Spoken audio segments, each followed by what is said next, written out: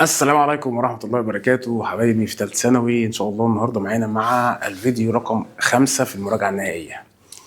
الفصل الثامن أنت كان نزل لك رابع خامس سادس سابع ثامن 5 فصول، إن شاء الله هينزل بعد كده بالتوالي أول تاني تالت إن عشنا وكان لنا عمر. إن شاء الله النهاردة هيبقى فيديو عن الفصل الثامن كله من أوله لآخره، كل الشرح كل الحاجات اللي فيه هتخلص هنا. وأفكرك برضو إن الحل في على منصة ايميد اكاديمي في 1000 سؤال موجودين في اسئله الثانويه العامه، منزلينهم على المنصه وحلينهم. نظام ان انت بتخش على المنصه بتحل الاسئله وبعد كده بيظهر لك الخطا بتاعك وبعد كده بتشوف التصحيح بتاعه عشان ما تغلطش فيه الغلطات ديت. تعالى بقى نشوف يا باشا الفصل الثامن ده بيحكي عليه. الفصل الثامن هو البوابه بتاعت اي حد علم رياضه ان هو بعد كده هيكمل في المسار بتاعه ويخش بقى حاجه ليها علاقه بالبرمجه، حاجه ليها علاقه بالتكنولوجيا والحاجات دي. طيب في الفصل الثامن اسمه الالكترونيات الحديثه. فواحده واحده، الالكترونيات الحديثه كلها بتبقى مبنيه على موصلات او اشباه موصلات اللي هي السيليكون والجرمانيوم، اللي هي من الاخر موجوده في المجموعه الرابعه في الجدول الدوري، اللي هي رباعيه التكافؤ. يبقى بسم الله كده الالكترونيات الحديثه هي معتمده على ايه؟ على اشباه الموصلات. يبقى اول حاجه هنا اشباه الموصلات بتاعتنا هي الاساس، اللي هي مين يا عم؟ السيليكون والجرمانيوم. طيب السيليكون والجرمانيوم، السيليكون طبعا هو الموجود بوفره اكبر بكتير لان هو موجود في القشره الخارجيه للارض وفي الرمله والكلام ده.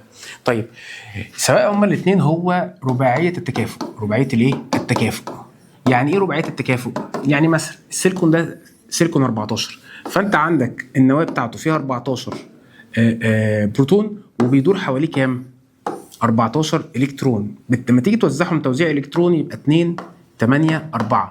يبقى الغلاف الخارجي للسيليكون عنده 4 الكترونات حره، فبالتالي ذرات السيليكون كده لما بتيجي ترتبط مع بعض هل بترتبط برابطه ايونيه؟ لا، هي لا بتفقد ولا بتكتسب. امال هي بيحصل لها ايه؟ هي بترتبط برابطه تساهميه. يعني ايه؟ يعني الاربع الكترونات دول بيتم مشاركتهم مع 4 ذرات اخرى، مع 4 ذرات اخرى، ماشي، عن طريق الرابطه التساهميه. طب الكلام دوت لما بيحصل بيتكون عندي حاجه اسمها البلوره.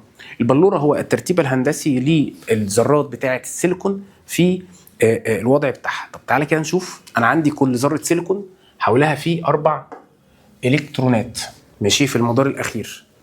فهنبدا بقى، انت مثلا كذره سيليكون هتروحي ترتبطي مع الاربعه اللي جنبك دول، فبقى كده انت وصلت لحاله الاستقرار. بقى عندك 8 الكترونات، 4 بتوعك و4 مشاركه فيهم مع 4 حواليكي.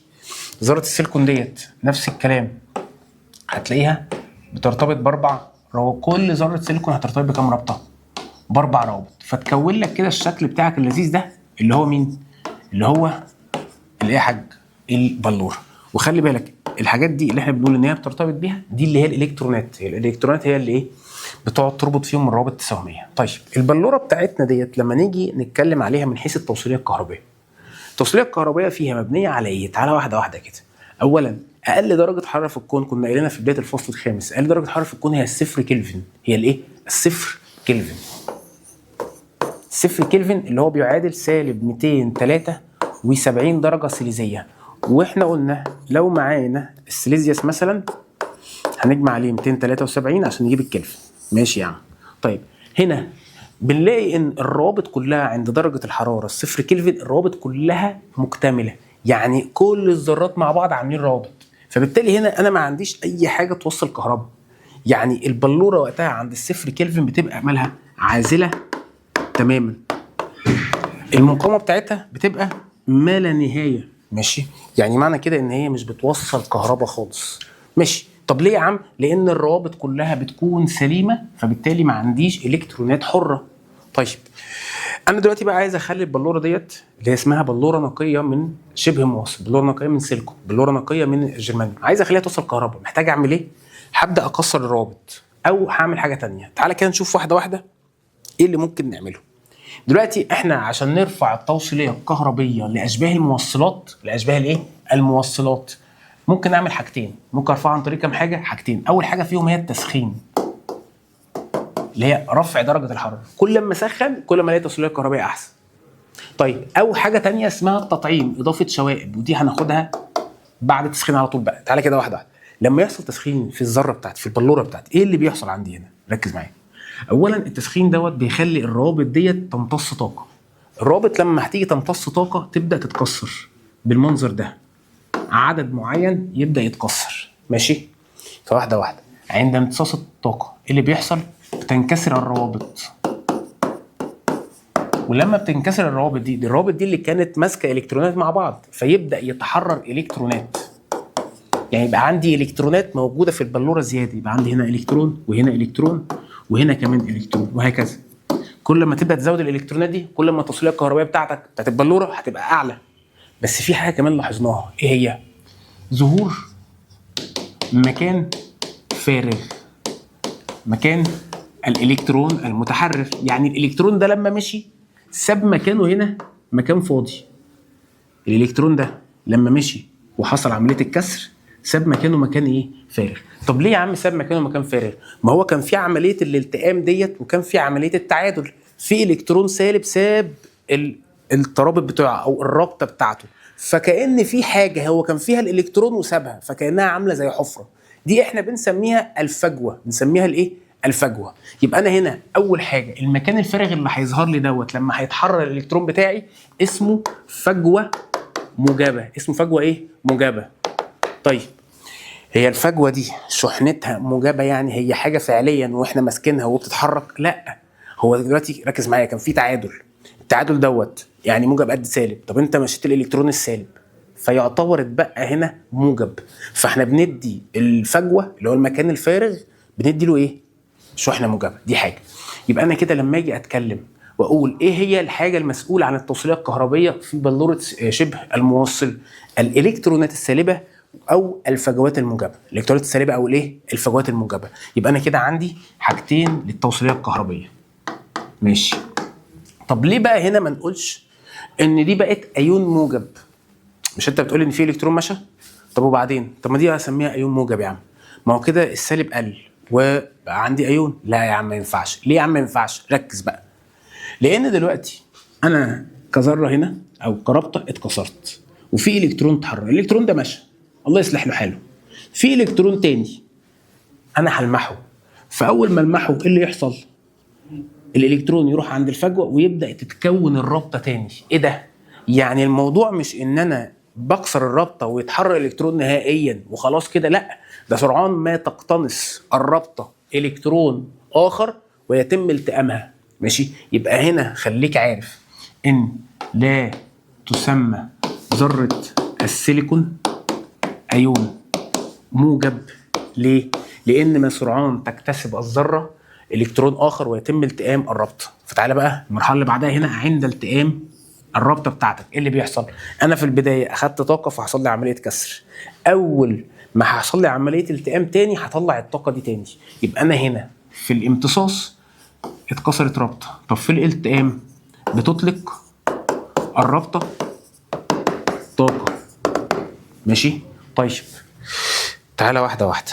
هو انا لو كان عندي 4 فجوات هيبقى عندي كام الكترون؟ تقول لي والله لو انا عندي 4 فجوات هيبقى عندي 4 الكترونات. عندي 5 فجوات هيبقى عندي 5 الكترونات. دايما هتلاقي ان كسر الربط دوت بيسبب وجود تحرر الكترون وظهور فجوه موجبه. يعني دايما هتلاقي ان العدد بتاع ده قد العدد بتاع ده بالظبط. يبقى خليك عارف دي معلومه ثانيه. مين الان يا عم؟ ده تركيز الالكترونات السالبه النيجاتيف. ومين البي؟ ده تركيز الفجوات الموجبه. والاثنين دايما بيساووا مين؟ بيساووا بعض. ماشي الكلام؟ ماشي الكلام. يبقى خلينا عارفين كده ان اثناء رفع او اثناء خفض او ايا يكن بيبقى في روابط بتتكسر وفي نفس الوقت بيبقى في روابط بيتم التئامها او بيتم تكوينها. طيب لازم تبقى عارف بقى ان لكل درجه حراره ثابته، درجه حراره محدده. ايه اللي بيحصل؟ بيبقى عندي ان قد ما بيبقى عندي بي بالظبط. يعني لكل درجة حرارة بيبقى عندي توصيلية كهربية بقيمة معينة ومقاومة بقيمة معينة للبلورة بتاعتي. طيب نخش في الجزئية اللي بعدها. هنا ماذا يحدث عند ايه؟ مرة اقول لك رفع درجة الحرارة، مرة اقول لك تبريد يعني خفض درجة الحرارة، مرة اقول لك ثبوت درجة الحرارة. وركز بقى معايا. دلوقتي لما هنيجي هنا نرفع درجة الحرارة، عملية التسخين ايه اللي هيحصل؟ تلاقي عندك في روابط بتتكسر. يبقى هنا عدد الالكترونات الحره، تركيز الالكترونات هيبقى مالها يزداد. طب تركيز الفجوات يا عم يا اختها، ما هو طالما بقى عندي الكترونات زياده يبقى هيظهر لي فجوات زياده، يبقى الاثنين هتلاقيهم بيزيدوا مع بعض. طيب معدل بقى الكسر ومعدل الالتئام، تقول لي لا انت اثناء ما انت بتسخن هتلاقي في روابط اكتر بتتكسر، يعني عدد الروابط اللي بيتكسر في الثانيه هيبقى اكبر من عدد الروابط اللي بيتم التئامها او تكوينها في الثانيه الواحده. يبقى اثناء عمليه التسخين معدل الكسر بيزداد ومعدل التكوين او الالتئام بيحصل له ايه؟ بيقل. ماشي. طيب التوصيليه الكهربيه، معنى ان الان والبي عند سيادتك بيزيد، يبقى التوصيليه الكهربيه بتاعه البلوره بتاعتك بيحصل له ايه؟ بيزداد، وبالتالي مقاومتها بتقل. تمام؟ وخليك عارف انا دلوقتي عندي اتجاه التيار الكهربي هو اتجاه ايه؟ هو اتجاه في اتجاهين، صح؟ احنا قلنا ايه؟ في اتجاه الكتروني وفي اتجاه الاتجاه الالكتروني اللي هو الفعلي اللي هو الحقيقي، وفي الاتجاه الثاني اللي هو الاتجاه التقليدي، صح كده؟ طيب الاتجاهين دول انا لما اجي اشتغل هشتغل بمين يا مستر؟ الالكترونات دي اللي هي الان، الالكترونات ده اتجاه ايه؟ اتجاه الكتروني. طيب الفجوات الموجبه دي الاتجاه بتاعها اتجاه تقليدي. يبقى انا في الدوائر بتاعتي لما اجي اشتغل بشتغل بالاتجاه الايه؟ التقليدي اللي هو اتجاه الفجوات. دي لازم تبقى عارفها. طيب علاقه الان بالبي يا مستر في البلوره النقيه ديت مع التسخين، كل ما بزود الان كل ما البي بتزيد، ودايما الاثنين بيفضلوا قد بعض، يعني الميل عندي هنا بيساوي 1 والزاويه دي 45 درجه. طيب خش على اللي بعده. ماذا يحدث عند التبريد؟ لما اجي ابرد ايه اللي بيحصل؟ هنقلل درجه حراره البلوره، واحنا بنقلل درجه حراره البلوره هنلاقي ان عدد الالكترونات وعدد الفجوات الاثنين بيحصل لهم ايه؟ بيقلوا مع بعض. ليه بيقلوا مع بعض يا مستر؟ لان اثناء التبريد بيبقى معدل الالتئام اعلى، الروابط اللي بتتكون بيبقى عددها اكتر من الروابط اللي بتتكسر. يبقى خليك عارف معدل الكسر هتلاقيه بيقل، ومعدل التكوين او الارتباط بيحصل له ايه؟ بيزداد. طب التوصيليه الكهربيه، والله انت هنا عندك حاملات الشحنه، لان خلي بالك حاملات الشحنه دول هم المسؤولين عن التوصيليه الكهربيه، اللي هم مين عندنا هنا؟ فجوات والكترونات، مالهم؟ بيقلوا، يبقى التوصيليه بتاعتك بتقل والمقاومه تزداد. يبقى كده العلاقه اثناء عمليه التسخين لاي بلوره نقيه ان كل ما الان بيزيد البي كمان بيزيد، او كل ما الان تقل البي بتقل مع بعض، ويفضلوا هما الاثنين نفس القيمه بالظبط. مين اللي بيبقى مختلف اثناء التسخين او اثناء التبريد؟ معدل الكسر ومعدل الالتئام. طيب يا عم طب لو ثبتنا درجه الحراره ايا كان بقى، هي كانت كبيره كانت قليله، ثبتناها، عند ثبوت درجه الحراره بيبقى عندي حاله اسمها حاله الاتزان الديناميكي الحراري. حاجه اسمها ايه؟ الاتزان الديناميكي الحراري. يعني ايه يا عم اتزان ديناميكي حراري؟ بص يا سيدي، طبعا انا اثناء عمليه التسخين او التبريد ماشي في حراره بيتم امتصاصها وحراره بيتم اطلاقها، ماشي. عند ثبوت درجه الحراره بيبقى معدل الكسر قد بالظبط معدل الالتئام. يعني مثلا عندي 20 رابطه بتتكسر في نفس اللحظه، عندي 20 رابطه بيتم التئامها، فدي كده حاله من الايه؟ الاتزان. ال 20 رابطه بتتكسر ديت هي بيحصل لها ايه؟ هي بتمتص حراره، وال 20 رابطه اللي بتلتئم هي بتطلق الحراره، فده كده اسمه اتزان ديناميكي حراري، جاي من الحركه ان في روابط بتتكسر وروابط بتتكون في نفس اللحظه. تمام؟ طيب هنا الان والبي هم ثابتين ما بيتغيروش، ومعدل الكسر بيبقى بيساوي بالظبط معدل الالتئام، ماشي؟ طيب تعال نخش على الجزئيه اللي بعدها، وهي مقارنه هامه بين ومين بقى؟ اشباه الموصلات والموصلات. اشباه الموصلات زي السيليكون والموصلات زي النحاس. حضرتك كنت اخد النحاس والموصلات والمقاومات الكهربائيه مش عارف ايه ده فين في الفصل الاولاني، عايزين بقى نقارن ما بينهم. دلوقتي ايه علاقتهم بدرجه الحراره؟ يعني اثناء التسخين اشباه الموصلات ديت هي بتديني توصيليه اعلى، يعني التوصيليه بتاعتها بتزداد. طيب الموصلات لا، الموصلات كانت العكس، لما اجي اسخن المقاومه بتاعتها هي اللي بتزيد. لو تفتكر المقاومه كانت بتعتمد على 4 حاجات من ضمنهم درجه الحراره طردي، فانت مع التسخين مع رفع درجه الحراره مقاومه الموصل تزداد والتوصيليه الكهربائيه له تقل. طيب عند التبريد العكسي بقى، اشباه الموصلات توصيليتها هتقل والموصلات التوصيليه بتاعتها تزيد اثناء التبريد. طيب عند الصفر كلفن يا مستر، ده عند الصفر كلفن ديت اشباه الموصلات عازله تماما. واحنا قلنا ليه؟ طب الموصلات نفسها يا مستر، الجزيئات اللي هي كانت بتعمل عمليه التصادم مع الالكترونات وهي بتتحرك، الجزيئات نفسها ما بقتش تتحرك عند اقل درجه حراره في الكون، فبالتالي المقاومه هنا بتبقى قليله جدا، فبيبقى الموصل دوت فائق التوصيل، التوصيليه بتاعته بتبقى عاليه جدا جدا جدا عند درجه حراره 0 كلفن اللي هي بتعادل سالب 273 سيليزيوس. طيب مين هنا حاملات الشحنه؟ لما نيجي نتكلم على اشباه الموصلات احنا قلنا حاملات الشحنه يا اما الكترونات سالبه يا اما فجوات موجبه، الاثنين نفس المعنى. لو الالكترونات السالبه ماشيه في الاتجاه ده تلاقي الفجوات الموجبه ماشيه في الاتجاه المعاكس. اتجاه الالكترونات السالبه ده هو اتجاه ايه؟ اتجاه الكتروني او حقيقي او فعلي. طب اتجاه الفجوات اللي هو الموجب ده اتجاه مين؟ ده الاتجاه التقليدي او الاصطلاحي اللي احنا بنستخدمه في الدوائر بتاعتنا. يبقى انا هنا لما اسالك على حاملات الشحنه في اشباه الموصلات هتقول لي الكترونات او فجوات موجبه. طب في الموصلات لا، هي الالكترونات السالبه فقط، ما عنديش في الموصلات فجوات، فهنا الكترونات سالبه فقط. طيب مع التسخين بقى مستر، هل حاملات الشحنه دي التركيز او العدد بتاعها بيتغير ولا لا؟ بص يا صديقي، لما اجي اتكلم على الموصل عنده الكترونات حره سالبه بتاعته هو، ماشي. التسخين بيأثر على الجزيئات اللي بيحصل فيها عمليه التصادم، لكن كالكترونات كعدد ده بيظل ثابت فين؟ في الموصل. طب في اشباه الموصل لا يا باشا، انت تغير درجه الحراره بالزياده او بالنقصان ده بيغير لك من حاملات الشحنه، بيغير لك من التركيز بتاعهم، فبالتالي بتغير التوصيليه. يبقى انا هنا مع التسخين رفع درجه الحراره سواء الالكترونات او الفجوات الموجبه عددها بيحصل له ايه؟ بيزداد. لكن لو بكلمك في موصل حاملات الشحنه عنده اللي هي الالكترونات السالبه هي بتفضل ثابته. طيب دي من حيث عمليه التسخين. طب السؤال بقى، لو انا جاب لي دايره كده كهربيه، واحده فيها سيليكون واحده فيها نحاس، اتعامل ازاي؟ تعالى يا صديقي واحده واحده. هنا مبدئيا اجي اقول لك مع التسخين السيليكون المفروض التوصيليه الكهربيه بتاعته هيحصل لها ايه؟ تقول لي التوصيليه الكهربيه بتاعته هتزيد، فبالتالي لو انا عندي هنا الجهاز بتاعي مثلا الاميتر، وجيت سالتك على جهاز الاميتر مع تسخين السيليكون يحصل له ايه؟ تقول لي التوصيليه الكهربيه تزيد، فالتيار ده هيحصل له ايه؟ يزداد. حلو قوي. طيب قراءه الفولتميتر، وركز معايا، قراءه الفولتميتر خلي بالك الار سمول بصفر هنا، ومفيش في الدايره مكون بيتم عنده فرق جهد غير مكون السيليكون بتاعي، فهنا فرق الجهد ثابت، فرق الجهد هنا ايه؟ ثابت، اللي هو بيعادل الفي بي من الفصل الاول. يبقى حضرتك سواء سيليكون او سواء نحاس لما هتيجي تسخنه وانت عندك المقاومه الداخليه بصفر ومفيش مقاومات تانية في الدايره، وقتها الفولتميتر يقرا لك ايه؟ الفي بي قيمه ثابته. طب تسخين السيليكون ياثر على التيار، يعني لو عندي سيليكون وبسخنه يخلي التيار يزيد، طب لو عندي نحاس وبسخنه يخلي التيار يقل. تمام؟ طيب تعالى في دي، ايه الفرق بين دي وبين اللي فوقيها؟ الفرق ان هنا عندي المقاومه لا تساوي صفر، المقاومه الداخليه.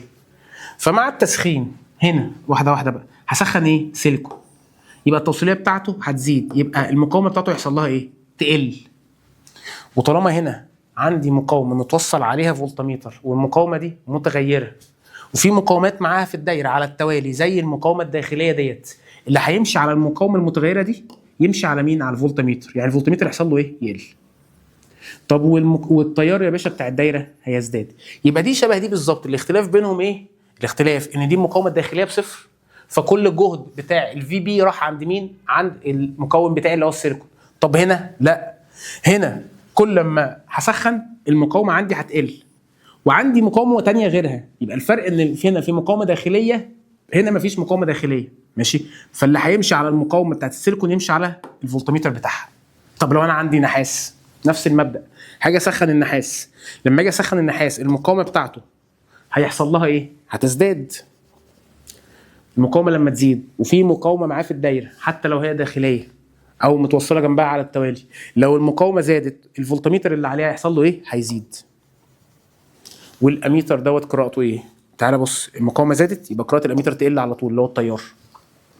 طيب هل يمكن ان احنا نسخن اشباه الموصلات على طول كده؟ يعني نقعد نسخن اشباه الموصلات لدرجه كبيره جدا عشان نخلي فيه توصيليه كهربائيه عندي عاليه؟ مش هينفع. وتعالى اقول لك ليه. اولا لما نيجي نتكلم في البلوره النقيه بتاعتنا اللي احنا عاملين نشتغل عليها دي كده الان بيساوي البي، ايا كان بقى بسخن ببرد درجه الحراره ثابته، الN بتساوي البي. ومعنى كده ان عندك شحنات موجبه قد شحنات سالبه، يعني البلوره بتاعتنا كهربيا هي متعادله والجهد بتاعها بكام؟ بصفر. طيب ليه مش هينفع نسخنها لدرجات حراره عاليه؟ لما حضرتك هتقعد تسخن درجات حراره عاليه معدل الكسر بيزيد جدا، فالبلوره نفسها بتتفكك، بيحصل لها عمليه تهشم. فده اصلا انا كده ما عنديش اصلا الحاجه اللي بتخليني امشي التيار. يبقى هنا مش هينفع نسخنها لان ده بيؤدي الى تفكك البلوره. اوكي؟ طيب دي كانت طريقه التسخين. كانت طريقه ثانيه اسمها ايه؟ التطعيم. يعني ايه التطعيم؟ يعني احنا بنضيف حاجات على البلوره النقيه نخليها غير نقيه. زي ايه كده يا مستر؟ صلى على النبي. التطعيم عندنا في اشباه الموصلات ليه نوعين. يا اما تطعيم يديني حاجه اسمها ان تايب. يعني ايه ان تايب؟ يعني بلوره غير نقيه سالبه. بلوره غير نقيه ايه؟ سالبه. او يديني بي تايب بوزيتيف، يعني بلوره غير نقيه برضه بس ايه يا عم؟ موجبه. ايه الفرق يا باشا لما تبقى البلوره غير نقيه سالبه او غير نقيه موجبه؟ واحده واحده. دلوقتي انا عندي البلوره نفسها النقيه فيها كلها اشباه الموصلات اللي هو السيليكون مثلا. فكده عندي كل الروابط بيبقوا مع بعض بيكونوا 4 روابط سهميه والدنيا ظريفه واسخن ومش عارف ايه وكده. طيب هاجي بقى انا احط ذره مختلفه اسمها الشائبه. الذره المختلفه دي اكيد هي مش تبقى رباعيه، فهجيب ذره يا ثلاثيه هجيب ذره خماسيه. طيب الذره الثلاثيه هتديني نوع والذره الخماسيه تديني نوع تاني. فتعالى واحده واحده كده نفهم. لا، عند اضافه ذره خماسيه ماشي، وقتها حضرتك البلوره بتاعتك هتتحول من بلوره نقيه الى بلوره غير نقيه من النوع السالب، ويبقى اسمها ان تايب. ماشي. طب ذره خماسيه يا مستر زي ايه مثلا؟ فازه مثلا، فاز الاهلي بالدوري. فايه فازه دي يا مستر؟ ال3 حروف دول فوسفور، انتيمون، زرنيخ. دول ال3 عناصر الخماسيه. تبقى حافظهم بالترتيب بتاعهم، تبقى حافظهم ان هم دول الخماسيه اللي انت هتضيفهم. يوم ما انا هلاقي فوسفور او انتيمين او زرنيخ يبقى انا كده خليت البلوره بتاعتي ان طيب. طيب او فاكر وانت بتتهج الحروف كنت تقول لي الف ب ج صح؟ دول مين؟ دول لما انا حضرتك هضيف ذره ثلاثيه. هضيف ذره ايه؟ ثلاثيه. زي مين؟ زي الالومنيوم، زي البورون، زي الجاليوم. دول ذرات ثلاثيه. لما انا هاجي اضيفهم على البلوره النقيه بتاعتي الشائبه ديت، وقتها مش هتبقى هي نقيه، هتبقى غير نقيه، وهيبقى نوعها ايه؟ بي تايب. لسه بقى هنقول بالظبط تتحول ازاي، لان تايب وبي تايب، بس انا عايز افهمك المين بتاع الموضوع. تعالى واحده واحده. سواء عملت تطعيم خماسي او تطعيم بالثلاثي، في الحالتين انا هزود التوصيله الكهربيه ماشي، بس الفرق ان انا في الان تايب النوع السالب بزود التوصيليه الكهربيه عن طريق حاملات الشحنه السالبه اللي هي الالكترونات. طيب في البي تايب اللي هي بلوره من النوع الموجب، انا هنا لما بضيف ثلاثي انا بعمل ايه؟ انا بزود التوصيليه الكهربيه ولكن عن طريق زياده الفجوات الموجبه، عشان كده اسمها بي تايب. فعايزين نفهم هيحصل ازاي بالظبط الكلام ده. هيا بينا يا صديقي. بص يا سيدي، انا عندك البلوره اهي بتاعتنا ودي البلوره بتاعتنا. هنمسك واحده واحده. الان تايب بلوره السيليكون الغير نقيه اللي مضاف اليها ذره خماسيه. ضاف اليها ذره ايه؟ خماسيه. هو الطبيعي ان البلوره دي تبقى في درجه حراره معينه، مش في الصفر كلفن اكيد، وهنا عندي في روابط متكسره وعندي الكترونات قد ما عندي فجوات. اول ما هضيف ذره خماسيه ايه اللي هيحصل؟ قم بيبي قم.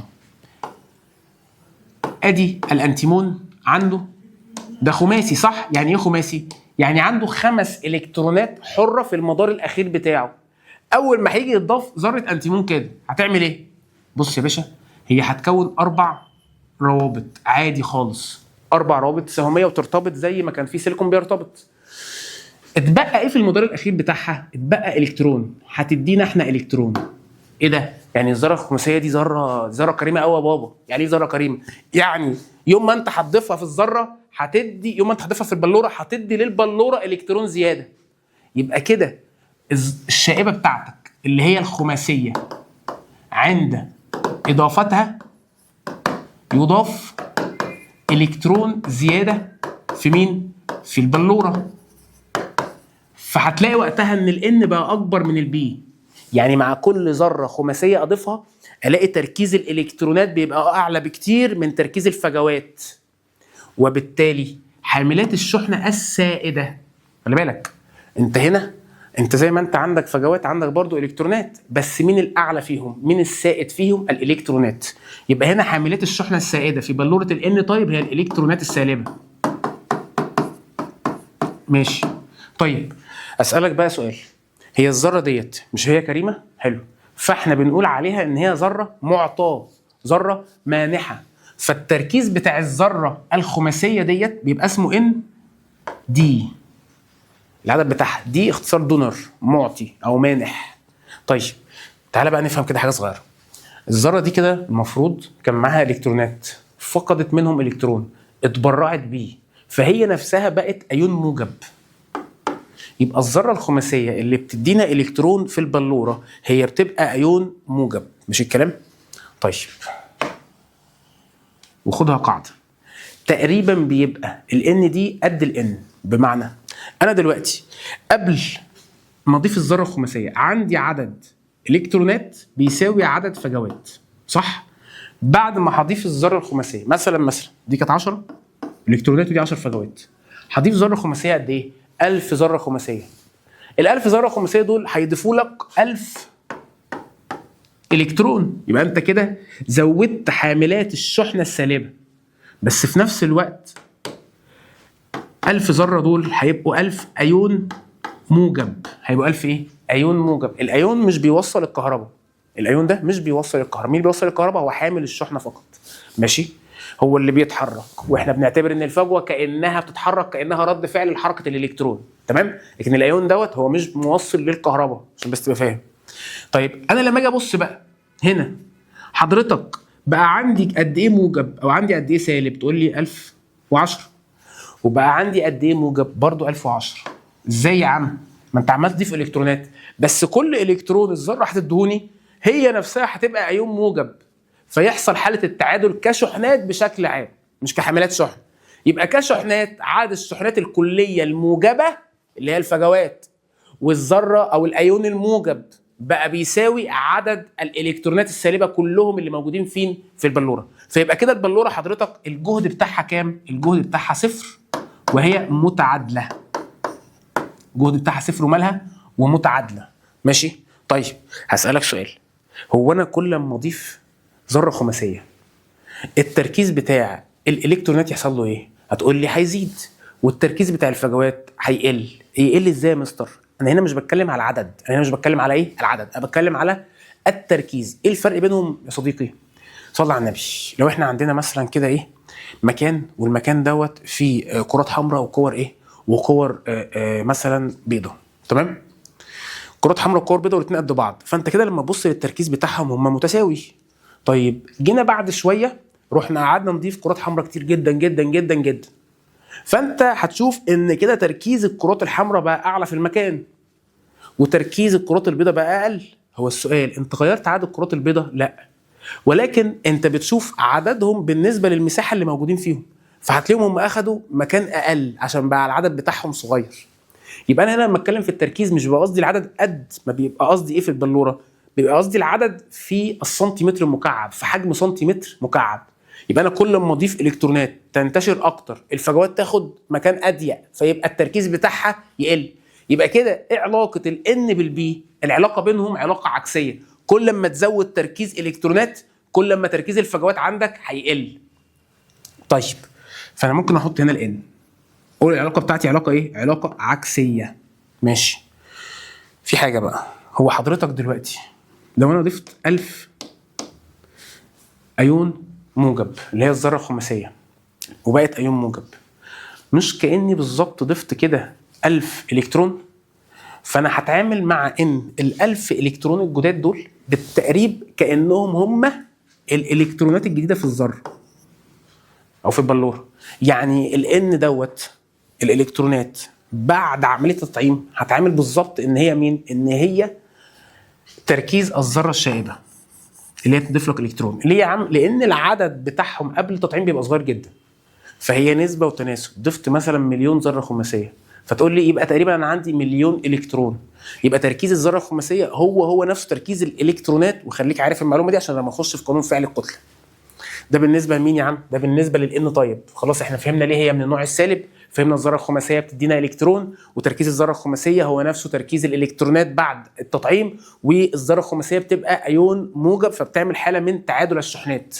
نخش على البي تايب، بلوره من النوع الموجب عند اضافه ايه؟ شائبه ثلاثيه. يعني مثلا عندي الالومنيوم عنده 3 الكترونات، وكده كده البلوره فيها ايه؟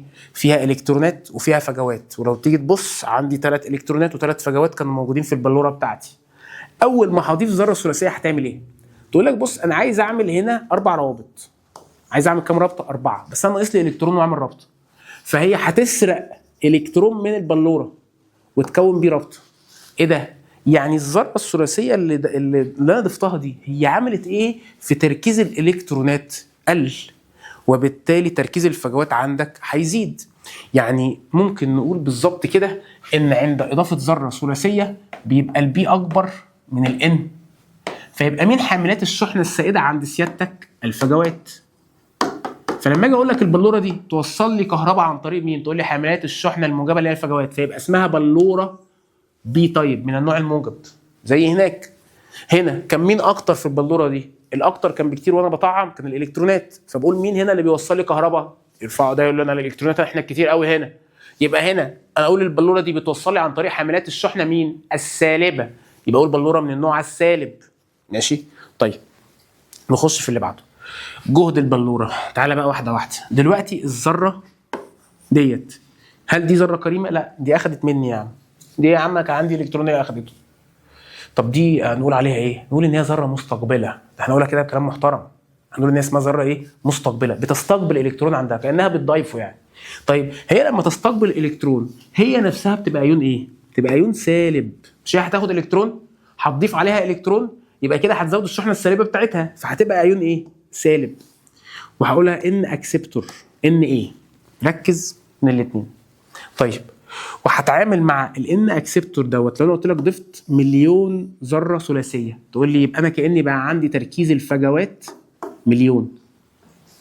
ماشي؟ يبقى تركيز الخماسي تركيز الثلاثي هو نفس تركيز البي بعد التطعيم. تركيز الخماسي هو نفس تركيز الالكترونات بعد التطعيم. خليك عارف المعلومه دي. طيب جهد البلوره هنا، تقول لي يا باشا بص الموضوع هنا سهل خالص.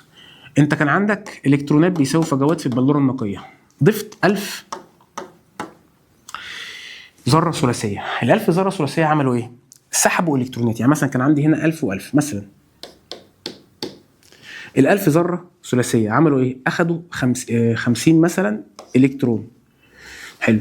فهنا ده هيقل 50 صح؟ ماشي. هم ما زودوش فجوات، فدول كده هيقلوا كام؟ 50. هيبقوا 950 الكترون، وده البي. طيب هو ال 950 الكترون دول مش انا ضايف 50 ذره؟ ال 50 ذره دي هتبقى ايون ايه؟ ايون سالب، فانا هزودها هنا يبقى بقى عندي 50 ان ايه؟ سالب. يبقى انا كده لو بتكلم على حاملات الشحنه كلها هي والايونات، هنا حاملات شحنه وايونات سالبه كلها 1000، الناحيه الثانيه حاملات شحنه 1000. طب كموجب وسالب، الموجب قد السالب، فيبقى جهد البلوره برضو صفر. يبقى بلوره متعادله. يبقى حضرتك سواء بتضيف خماسي او بتضيف ثلاثي او هي كانت نقيه اصلا، الجهد بتاعها صفر، متعادله كهربيا. ماشي؟ طيب نفس الكلام لو عملنا القانون ده هنا كنا هنقول ايه؟ ان الان اللي على الطرف ده بيساوي مين؟ الفجوات زائد مين؟ الذره او الايون الموجب بتاع الذره الخماسيه. ماشي الكلام؟ طيب تعالى بقى واحده واحده. هنا اوكي الان دوت كل ما اضيف ذره ثلاثيه الان يحصل له ايه؟ هيقل. يعني العلاقه بينهم علاقه عكسيه. يبقى هنا ده الان مين؟ الان اكسبتور اهو. العلاقه بينه وبين الان نفسها علاقه عكسي. لان الان دوت بيزود الفجوات، او ممكن نقول ان هو بيقلل الالكترونات، فانت كل ما ده يزيد ده هيقل، العلاقه بينهم عكسي. طيب ما احنا ممكن بدل ما نقولها ان ايه نقولها مين؟ نقولها بي. يبقى علاقه برضو البي والان علاقه عكسيه، تركيز واحد يزيد التركيز الثاني بتاع الثاني يقل، ودي ممكن نقول العلاقه ان دي الموجبه. ماشي. التطعيم ده مهم جدا جدا جدا. خش على اللي بعده. قانون فعل الكتله. عندي 3 حاجات في قانون فعل الكتله. الان اي، مين الان اي دوت؟ ده تركيز الالكترونات او الفجوات في البلوره النقيه، في البلوره الايه؟ النقيه. طب مين الان؟ ده تركيز الالكترونات في البلوره المطعمه. طب مين البي؟ تركيز الفجوات في البلوره المطعمه برضو. وزي ما احنا متفقين من شويه، دلوقتي لو انا عندي ان تايب، صح؟ كل اضافه ذره خماسيه، حلو، اللي انا ممكن اقول اسمها ان، صح كده؟ ايه اللي يحصل؟ البي عند سيادتك هتقل، يعني الان يزيد والبي يقل، فالعلاقه بينهم علاقه عكسيه. يعني ايه علاقه عكسيه بقى؟ لو انا عندي ان الفجوات في الاول مثلا كانت مثلا 10 اس 5، وبالتالي الالكترونات السالبه التركيز بتاعها كان كام؟ 10 اس 5 برضو. ماشي. يبقى دي الان اي ودي الان اي. ليه؟ لان دي في البلوره النقيه، في البلوره الايه؟ النقيه.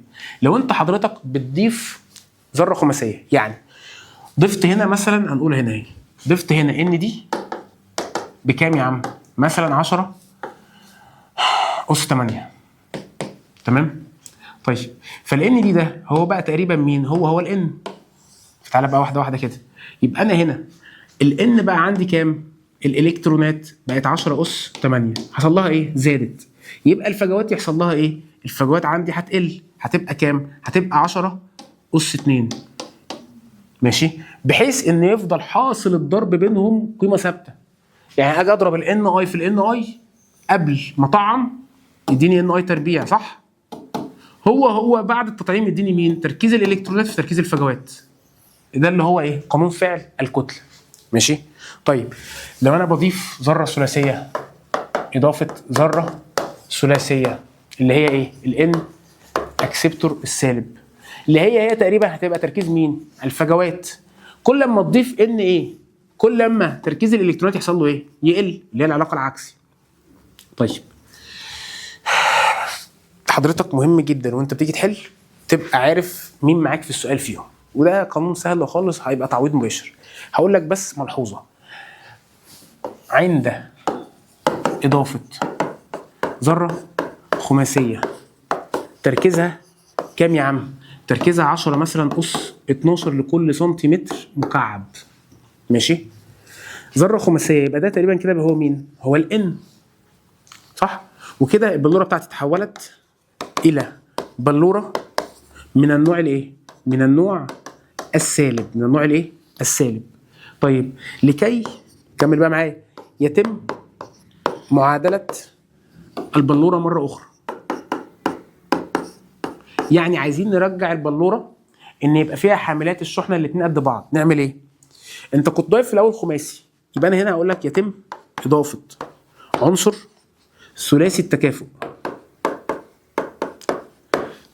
قيمته كام؟ 10 اس 12، نفس التكافؤ بتاع الايه؟ الذره الخماسيه اللي انت كنت ضايفها. يبقى انا هضيف ذره خماسيه مقدارها كذا، انا عشان ارجع اعمل عمليه التعادل لازم اروح اضيف ذره ثلاثيه بنفس التركيز بتاع الذره الخماسيه اللي كانت متضافه اول مره. ماشي؟ طيب خش على اللي بعده وهو الديود. دلوقتي اشباه الموصلات بتاعتي اللي هي السيليكون هي تقريبا بيتكون منها كل حاجه في الدوائر الكهربيه المعقده. تمام؟ طيب من اهم الحاجات في الدوائر الكهربائيه المعقده هي الديود والترانزستور. الديود والايه؟ والترانزستور. طيب اشباه الموصلات برضو بتستخدم في حاجه زي الخليه الكهروضوئيه اللي كانت عندك. مش عارف الخليه الكهروضوئيه دي لما تيجي تخش كده على اي مرجع هتلاقي ان الخليه الكهروضوئيه ديت بيبقى فيها اصلا ذرات سيليكون. ماشي؟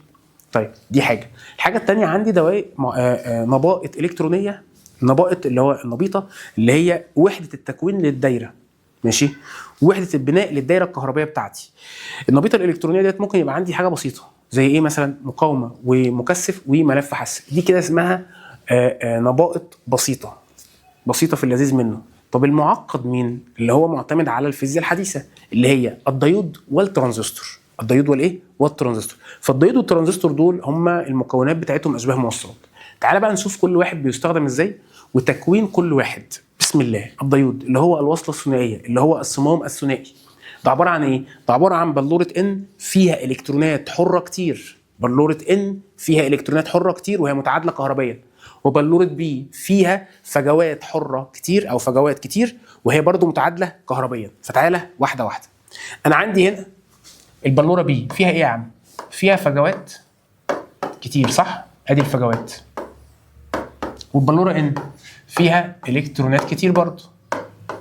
طب منين دي فيها الكترونات كتير ودي فيها فجوات كتير وانت بتقول لي يا مستر ان هي متعادله كهربيا؟ ما احنا لسه قايلين يا ابني. ما هو اللي بيعمل عمليه التعادل هنا ان بيبقى عند سيادتك هنا ايونات سالبه. ايونات ايه؟ سالبه. طب وهنا في البلوره ان بيبقى عندك ايونات موجبه بتاعت العنصر الخماسي. ماشي؟ فهنا بيبقى في حاله من التعادل، تمام؟ عند كل بلوره لوحدها وهي لوحدها. طب تيجي حضرتك بقى كده تدخلهم في بعض، تعمل عمليه التماس، الاثنين بيمسوا بعض، يمسكوا كده في بعض. ايه اللي بيحصل بالظبط؟ وده مهم جدا. اولا الفجوات الموجبه دي والالكترونات السالبه لما يجوا يبصوا يقولوا احنا محتاجين بعض، انا كالكترون محتاج للفجوه دي تخش في المكان بتاعي واعمل عمليه التئام للرابطه. طيب وركز كده، الالكترونات ده اتجاه ايه؟ اتجاه الكتروني. طب الفجوات ده اتجاه تقليدي، فانا هشتغل على اتجاه الفجوات اللي هو الاتجاه التقليدي بتاع التيار الكهربي. ماشي؟ طب اشتغلنا بالالكتروني، هو صح برضو نفس المعنى. طيب اول ما بيتم هنا ربط البلوره ان مع البلوره بي، بتتجه الفجوات من البلوره بي الى البلوره ان. الفجوات تبدا تروح الناحيه الثانيه. ولو قلت لي الالكترونات هتروح من ان لبي، هي نفس المعنى. فانا هنا بعمل تيار كهربي في الاتجاه ده. يبقى في عندي تيار كهربي كده من بي الى ان، ده اسمه تيار انتشار. اسمه تيار ايه؟ انتشار. بس خلي بالك بقى، انا كده كل فجوه موجبه هتروح الناحيه الثانيه الالكترون سالب. ماشي؟ الاتنين هيلتقموا من بعض، فبالتالي الالكترون السالب ده مش هيبقى موجود والفجوه الموجبه دي مش هتبقى موجود. نتيجه ايه؟ نتيجه تيار الانتشار. فهنا ركز بقى، دي كانت بلوره متعادله كهربيا، كان فيها موجب قد سالب بالظبط. انت كده قللت سالب، يبقى هنا ان دي تلاقي ان جهدها يزداد. طب البلوره بي يا مستر، البلوره بي برضه كانت متعادله كهربيا، فيها ايونات وفيها فجوات موجبه. حضرتك هنا عملت ايه؟ الفجوات بدات تختفي، يبقى الايونات السالبه هي اللي هتبدا تظهر، فهنا الجهد بتاعها يقل. يبقى خلي بالك الان جهدها بيزيد والبي جهدها بيقل. نتيجه بقى التيار الانتشار دوت بيتكون هنا كده في المنطقه الملامسه بتاعه ان وبي مع بعض، بيتكون جهد او مجال كهربي. هنا عند ان بيبقى موجب وعند بي بيبقى سالب. طب دول جايين منين؟ ما هي دي الايونات الموجبه والايونات السالبه اللي كانت عندك. نتيجه تيار الانتشار البلوره بي بقى عندها ايونات سالبه اكتر، بدات تتراكم هنا. والبلوره ان بقى عندها ايونات موجبه اكتر، فبدات تتراكم فين؟ الناحيه الثانيه، وانجذبوا لبعض كايونات. فهنا بقى عندي مجال كهربي داخلي. اسمه ايه؟ مجال كهربي داخلي. ده يا باشا في المنطقه ديت بنسميه ايه؟ بنسميها المنطقه القاحله. المنطقه الايه؟ القاحله، او المنطقه الفاصله، او المنطقه خاليه حاملات الشحنه. يعني ما فيهاش حاملات شحنه، ما فيهاش ولا الكترونات ولا فيها فجوات. امال هي فيها ايه بالظبط؟ هي فيها ايونات فقط. والايونات دي احنا اتفقنا ان هي مش مسؤوله عن التيار الكهربي. ماشي؟ وهنا لسه عندي ايه؟ لسه عندي الكترونات سالبه ولسه عندي فجوات موجبه. ماشي يا عم. بص بقى، شايف انت المجال الكهربي الداخلي دوت وهو بيتكون، هو اتكون نتيجه تيار الانتشار. تيار الانتشار اللي هو اتجاهه منين لفين؟ اهو ده الاي. المجال الكهربي الداخلي دوت بيعمل لي تيار معاكس. بيعمل لي تيار ايه؟ معاكس. الجهد بتاعه الموجب اهو وادي السالب اهو، فتلاقي التيار الكهربي بيمشي كده. ماشي؟ يبقى هنا انا بقى عندي تيار كهربي معاكس لتيار الانتشار، جاي نتيجه الجهد الداخلي للايه؟ للوصله. التيار المعاكس دوت بيبقى اسمه تيار الانسياب. تيار الايه؟ الانسياب. طب هو يا مستر ينفع يبقى في تيارين عكس بعض؟ اكيد لا. ليه؟ لان اكيد في، طالما في تيار كهربي يبقى في واحد بيتغلب على التاني. حلو. وانا في اللحظه ديت تيار الانتشار هو اللي بيتغلب على تيار الانسياب. فلسه يا باشا انا بودي فجوات موجبه وده اتجاهها. تقول لي يا مستر طب ما انت كده اثناء تيار الانتشار فرق الجهد ده بيزيد، يعني بيبقى عندك هنا موجب اكتر، ايونات موجبه اكتر، وهنا ايونات سالبه اكتر. اقول لك حصل، وده هيعمل لنا حاجه حلوه قوي. ايه بقى؟ هنوصل هنا في فرق جهد معين داخلي جوه الديود، هيبقى تيار الانسياب قد بالظبط تيار مين؟ الانتشار. الاتنين قد بعض عند فرق جهد معين، هنسميه كده الجهد الحاجز. الجهد الايه؟ الحاجز. ليه يا عم الجهد الحاجز؟ هقول لك اصل انا قبلها بشويه كان بيعدي لي عادي تيار انتشار، ماشي، والمجال الكهربي دوت فرق الجهد بتاعه عمل لي تيار معاكس، بس كنت لسه بعدي تيار انتشار. فرق الجهد ده كان عمال يزيد، ووصل في لحظه معينه ان بقى تيار الانتشار قد بالظبط تيار مين؟ الانسياب. فهنا ما بقاش فيه تيار بيعدي خالص، فهنا حصل وقف لانتقال حاملات الشحنه. حاملات الشحنه خلاص مش هتتنقل بسبب مين؟ بسبب فرق الجهد ده. يبقى اول ما وصل الجهد الداخلي للقيمه ديت ما بقاش فيه تيار كهربي بيعدي، ما بقاش فيه تيار انتشار.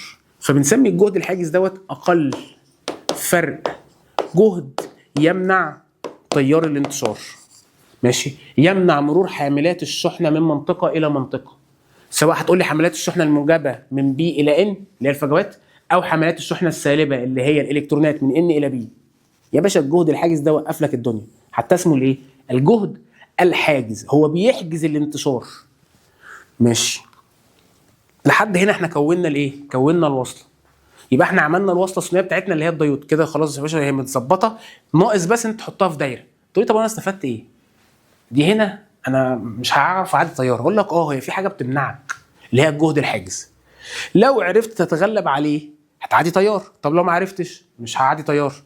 ودي ميزه ولا عيب؟ دي ميزه بنت لذينه. ليه؟ لان دي مع التيار المتردد تقول لك انا التيار في اتجاه يعدي والتيار في اتجاه تاني ما يعديش. يبقى الوصله الثنائيه ديت هي بتستخدم كمفتاح مغلق ومفتاح مفتوح. يعني لو حطيت جنبها لمبه الاقي اللمبه تنور وتطفي، تنور وتطفي، تنور وتطفي، وهكذا. طيب دي حاجه. الحاجه الثانيه، لو انا عندي الرسمه ديت بتوضح فرق الجهد، ماشي، او الجهد بتاع كل بلوره. انت البلوره ان في الوصله الثنائيه او في الديود الجهد بتاعها بيحصل له ايه؟ بيزيد بسبب وجود الايونات الموجبه. الجهد بتاعها يبدا يحصل له ايه؟ يزداد كده. دي البلوره ان. طب والبلوره بي؟ لا، البلوره بي الجهد بتاعها يحصل له ايه؟ يبدا يقل. فتبقى دي الرسمه بتاعتنا. طب هو مستر هيفضل يزيد ده وهيفضل يقل لحد كتير؟ لا، هما بيفضل واحد يزيد والتاني يقل لحد ما بوصل عند الجهد الحاجز، ويبقى كل واحده فيهم قيمه ثابته. يعني مثلا ان الجهد بتاعها كام؟ مثلا موجب 5، فيبقى وقتها البي الجهد بتاعها كام؟ سالب 5. يبقى دي سيادتك موجب 5 فولت ودي سالب 5 فولت، فوقتها هم ثبتوا على كده. يبقى فرق الجهد بينهم كام؟ اطرح الكبير ناقص الصغير، ما تقوليش صفر يا بني ادم يا ذكي. موجب 5 ناقص سالب 5 بموجب 10. يبقى كده الجهد الحاجز هو موجب 10 فولت مثلا.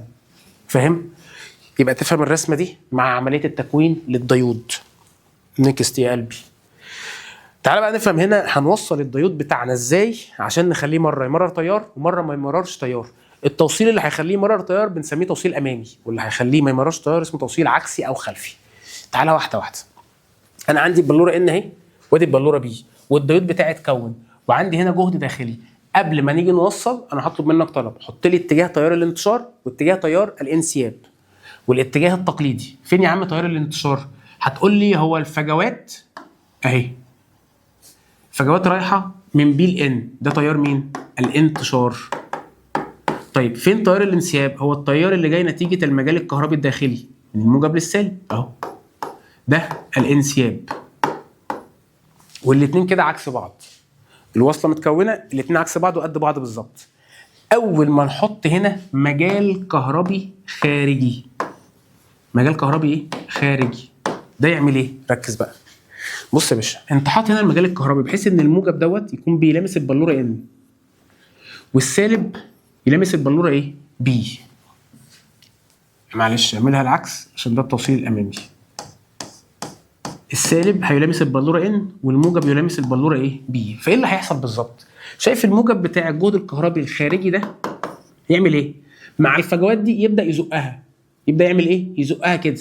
ومع الالكترونات دي السالب يبدا برضو يزقها، يعني بيحصل عمليه التنافر. ماشي؟ فانت كده بتعمل ايه؟ انت بتقلل سمك المنطقه القاحله، بتقلل المقاومه بتاعت الجهد الداخلي دوت. اقولها لك بطريقه تانية.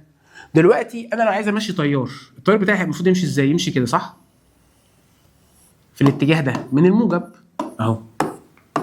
فانا الاتجاه دوت انا كده مع مين؟ هل انا كده مع تيار الانسياب ولا تيار الانتشار؟ انا كده في نفس اتجاه تيار الانتشار. حلو، يبقى انا هنا بقوي تيار الانتشار، او ممكن اقولها بطريقه تانية، انا هنا بضعف تيار الانسياب، او بمعنى اصح بضعف الجهد الحاجز. يبقى انا هنا وقتها لو عندي لمبه هنا هلاقيها تنور عادي. ماشي؟ يبقى في حاله التوصيل الامامي بنعمل ايه بالظبط يا عم؟ عشان بس تبقى عارف الرمز بتاعه في الدايره. ادي الديود ده كده الان، ودي كده مين؟ البي اللي هي قاعده المثلث. لو احنا وصلنا الموجب بتاع البطاريه بالبي والسالب بتاع البطاريه بالان، يبقى انت كده موصل ايه يا باشا؟ امامي، يبقى هيعدي تيار كهربي. وتعالى واحده واحده. الجهد الخارجي هنا ماله؟ عكس الجهد الداخلي للبطاريه للديود. طب سمك المنطقه القاحله بيحصل لها ايه؟ السمك بيقل، وبالتالي مقاومه الوصله نفسها بتقل، وبالتالي الجهد الحاجز قيمته تقل ويسمح بمرور تيار كهربي. هنا الديود اشتغل كانه بالظبط مفتاح مغلق، سمح ان في تيار كهربي يعدي. ماشي؟ ده في حاله التوصيل الايه؟ الامامي. طب في حاله التوصيل العكسي او الخلفي ايه اللي بيحصل يا مستر؟ يا باشا نفس الفكره. مش انت عندك هنا ان، روح وصلها بجهد موجب، والبي روح وصلها بجهد سالب. فانت هتلاقي السالب دوت مع الفجوات اللي موجوده عند البي بيحصل لها ايه؟ تجاذب. فكانك بتزق الفجوات كده. ونفس الكلام الناحيه الثانيه، الالكترونات دي مع الموجب بيحصل تجاذب، فكانك بتزقها كده. فانت كده يا صديقي المنطقه القاحله دي انت زودت السمك بتاعها، وبالتالي كده الجهد الخارجي، ركز بقى معايا، ادي كده يا باشا تيار الانتشار من البي لان، وتيار الانسياب فين؟ العكس، ده تيار الانسياب. طيب تعال نشوف المجال الخارجي. المجال الخارجي التيار بتاعه يمشيه كده اهو. صديقي العزيز، هنا المجال الخارجي ده مع مين بالظبط؟ مع الانتشار ولا مع الانسياب؟ لو انت عينك صحيحه وبتشوف كويس هيبقى هنا ده مع تيار الانسياب. يبقى انا معنى كده ان انا بعمل ايه؟ انا بقوي الجهد الحاجز، الحاجه اللي بتمنع مرور التيار الكهربي انا بقويها. يعني معنى كده في الحاله ديت لو انا عندي لمبه لا تضيء، ماشي، يبقى لما اجي برضه ارسمها اهو، احنا قلنا قاعده المثلث هي البي، وادي ده الان، يتصل مع مين الان دوت؟ هيتوصل مع الموجب، والبي يتوصل مع سالب البطاريه. كده حضرتك يبقى انت موصل خلفي او موصل عكسي. تمام؟ يبقى سريعا بقى في التوصيل العكسي او التوصيل الخلفي، الجهد الخارجي ماله؟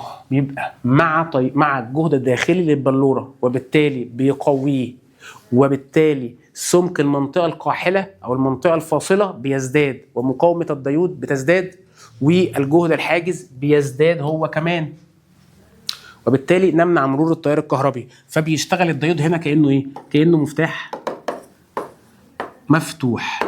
ماشي؟ طيب عايزين بقى نشوف الكلام ده على الرسمه. هو انا لو قلت لك الفي موجب دي يعني ايه؟ يعني امامي. ولو قلت لك الفي سالب دي يعني خلفي. يبقى انا في الجزء ده بيمر تيار، وهنا في الجزء ده مش هيمر تيار. طب نرسمها ازاي؟ بص سيدي، هو انا لما موصل خلفي ده مفيش تيار، مفيش ايه؟ تيار. ممكن يمر تيار بسيط، ممكن يمر تيار ايه؟ بسيط. بس في نقطه هنا معينه لو انا موصل عندها دي اسمها جهد الانهيار. اسمها جهد الايه؟ الانهيار. ماشي؟ جهد الانهيار دوت بيبقى عنده اعلى مقاومه للوصل. اعلى مقاومه عندك عند النقطه دي، ده اسمه جهد الانهيار. ماشي؟ طيب هنا ليه مفيش تيار يا مستر في الحته ديت؟ طب ما انا موصل. اقول لك اصبر، انا دلوقتي عندي الجهد الحاجز ده مثلا قيمته مثلا 2 فولت. لو انا موصل بطاريه جهدها 1 فولت، هل ال 1 فولت ده هيضعف ال 2 فولت؟ اكيد لا. يبقى من شروط مرور تيار كهربي في الوصله الثنائيه ان انت توصل امامي، وان انت يكون الفي بي بتاعت البطاريه اكبر من الجهد الحاجز، مش مجرد امامي. يبقى انا هنا لازم اعلي ده، هو كده مش هيوصل تيار كهربي، زوده كمان، ده بقى قده بالظبط، برضو مش هيوصل. 3 يوصل. يبقى انا هوصل لمرحله هنا بعد ما هوصل تيار كهربي او بعد ما هوصل جهد توصيل امامي، هلاقي ان التيار عندي بدا يزيد خالص، وهنا دي ما بقاش ليها مقاومه. ليه؟ لانها تغلبت على الجهد الحاجز كله. فهنا بيبقى ده كده الجهد الحاجز، قيمه الجهد الحاجز بتاعنا. طيب دي حاجه. تعالى بقى نشوف الديود بتاعنا لما نيجي نشتغله في دوائر، عشان ده مهم قوي. مثلا انا عندي الدايره دي، عندي بطاريه عندها 6.5 فولت، مقاومه داخليه 2 اوم، عندي جهد الديود نص فولت، عندي مقاومه الديود 1 اوم. فانا عايز احسب التيار بتاع الدايره بشكل بسيط. تقول لي اوم للدايره مغلقه، اي بتساوي في بي توتال على ار توتال زائد ار سمول. ماشي، يلا بينا. الفي بي تقول لي مستر انا عندي 6.5 فولت بس، اقول لك لا خلي بالك، ما هو الجهد الحاجز ده بيتاخد منك. يعني معنى كده ان انا ده لو 6.5 فولت وعندي الجهد الحاجز نص فولت، يبقى اقول ده ناقص نص على المقاومات اللي عندي 2 ودي 1، يبقى 2 زائد 1. وما انساش مقاومه الديود يطلع لك بكام؟ ب 2 امبير. خلي بالك انا ما ينفعش اعمل دوت غير وانا قايل لك اصلا ان انت، او انت شايف بعينك ان انت موصل امامي. موصل خلفي خلاص مفيش تيار، مقاومه لا نهايه. يبقى لما اشوف البي متوصله على طول مع الموجب او السالب متوصل مع الان، يبقى ده متوصل ايه يا باشا؟ امامي، وبيمر تيار اعرف احسبه من القوانين دي. طيب عندي هنا عايز اعرف الفولتميتر ده بيقرا لي ايه؟ ماشي. و اضاءه المصباحين دول عامله ازاي؟ تعالى واحده واحده. دلوقتي حضرتك التيار بيطلع يمشي كده، صح؟ لو التيار عدى من الحته الكبيره دي من قاعه المثلث يعدي، ليه؟ لان دي البي وده الموجب، يبقى ده امامي. طيب بص يا باشا، الديود ده ليه مقاومه ولا ملوش مقاومه؟ لو ملوش مقاومه، لو ايه؟ ملوش مقاومه، يبقى الفولتميتر ده بيقرا صفر. يبقى الفولتميتر بيقرا ايه؟ صفر. طب لو ليه مقاومه، عادي بقى اشوف التيار واضربه في المقاومه، ووقتها اللمبه دي تنور واللمبه دي كمان تنور عادي. تمام؟ طيب تعالى لو انا قلت لك ايه، بص اقول لك على حاجه ثانيه. لو انا عكست دي، موجوده يا عم، ماشي خلاص اهي، تعالى اهي. لو انا عكستها، بص يا سيدي، انا عندي هنا ايه؟ عندي هنا ده الان وده البي وده الموجب وده السالب. لو الموجب لقيته متوصل بالان، كده التيار هيعدي؟ لا. يبقى ده كده مفتاح مفتوح، ده كده شغال مفتاح ايه؟ مفتوح. التيار يمشي ازاي؟ التيار يمشي كده كده، صح؟ وده مش هيعدي فيه تيار عشان يعتبر مفتاح مفتوح، لان انت موصل كده خلفي، يعني كده موصل ايه؟ خلفي. ايوه. طب ده تفرق معاه في ايه؟ تفرق معاك ان قراءه الفولتميتر دوت، قراءه الفولتميتر دوت هو تقريبا هيقيس لك مين؟ الفي بي، عشان الفولتميتر عنده مقاومه كبيره جدا جدا جدا، فهي اللي هتستهلك جهد البطاريه كله. فوقتها التيار الدايره تقريبا صفر، وقتها اضاءه المصباح دي تقريبا لا يضيء. ماشي؟ فتركز هنا معايا في الكلام. هو هنا الراجل ده كان متوصل ايه؟ كان متوصل امامي، ملوش مقاومه، ففرق الجهد هنا بصفر. طيب لو هو متوصل عكسي على طول كده مع البطاريه، ماشي، وفي مقاومه عندي هنا او مصباح، هيعمل ايه؟ هتلاقي التيار ما عداش من فوق وراح عدى في الفولتميتر. طالما التيار عدى في الفولتميتر، اعرف ان الفرق الجهد بتاع الفولتميتر قد الفي بي بالظبط. ماشي؟ وده يخلي تيار الدايره تقريبا صفر. ماشي؟ طيب تعالى الحته اللي بعدها دي. هنا انا عندي الديود ده امامي، صح؟ حلو قوي. وعندي متوصل معاه على التوازي اميتر ومتوصل معاه فولتميتر. طيب عايز اعرف اكس وواي هيضيئوا ولا لا، وقراءه الفولتميتر عامله ازاي. بص يا سيدي، هنا قراءه الفولتميتر انت عارف هي صفر ليه، صح؟ عشان ده ملوش مقاومه. طب هنا التيار مش هيعدي في الفرع اللي فوق، عارف ليه؟ التيار هنا مش هيعدي، التيار هيجي يمشي في الاميتر، لان الاميتر دوت هو يعتبر سلك فاضي عديم المقاومه. يعني حضرتك ده يتلغي عشان بقى معاه فرع عديم من المقاومه على التوازي، فالفرع عديم المقاومه ده هيمر فيه التيار كله. يبقى هنا هنقول ان واي ده لا يضيء، والتيار يفضل ماشي كده ويمشي في المصباح اكس ويخليه يضيء. طب قراءه الفولتميتر بكام؟ يا باشا ده فولتميتر متوصل على اميتر. الاميتر دوت ملوش مقاومه، فالتيار هنا بيمشي عادي خالص، والفولتميتر ده يبقى قراءته كام؟ صفر. يبقى هنا الفولتميتر ده قراءته صفر ليه؟ لان هو متوصل على التوازي مع اميتر مهمل المقاومه. تمام؟ ولغينا دي، لغيناها ليه؟ رغم ان هو متوصل امامي، بس احنا لغيناها عشان في فرع تاني على التوازي معاه اميتر. ماشي؟ خلي بالك هنا في الحاجات الصغيره قوي دي.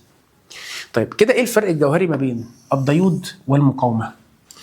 المقاومه يا صديقي الأومية قيمتها ثابته، القيمه بتاعتها مالها؟ ثابته. لكن الديود بتاع سيادتك المقاومه بتاعته متغيره. يعني لو انت موصل امامي يبقى المقاومه صغيره، ولو انت موصل خلفي او عكسي يبقى المقاومه لا نهائيه. فاحنا هنا المكون بتاعنا سواء الديود او المقاومه ممكن نستدل عليهم او نميزهم ازاي؟ انت عندك دلوقتي حاجتين مش عارف ده مقاومه ولا ده ديود. ماشي؟ هجيب لك اوميتر، هجيب لك ايه؟ اوميتر. جهاز الاوميتر لو فاكر من الفصل الثاني هو جهاز فيه بطاريه، يعني عنده موجب وعنده سالب. طرفين الاوميتر دول هتوصلهم مره في اتجاه وبعد كده هتعكس الاتجاه.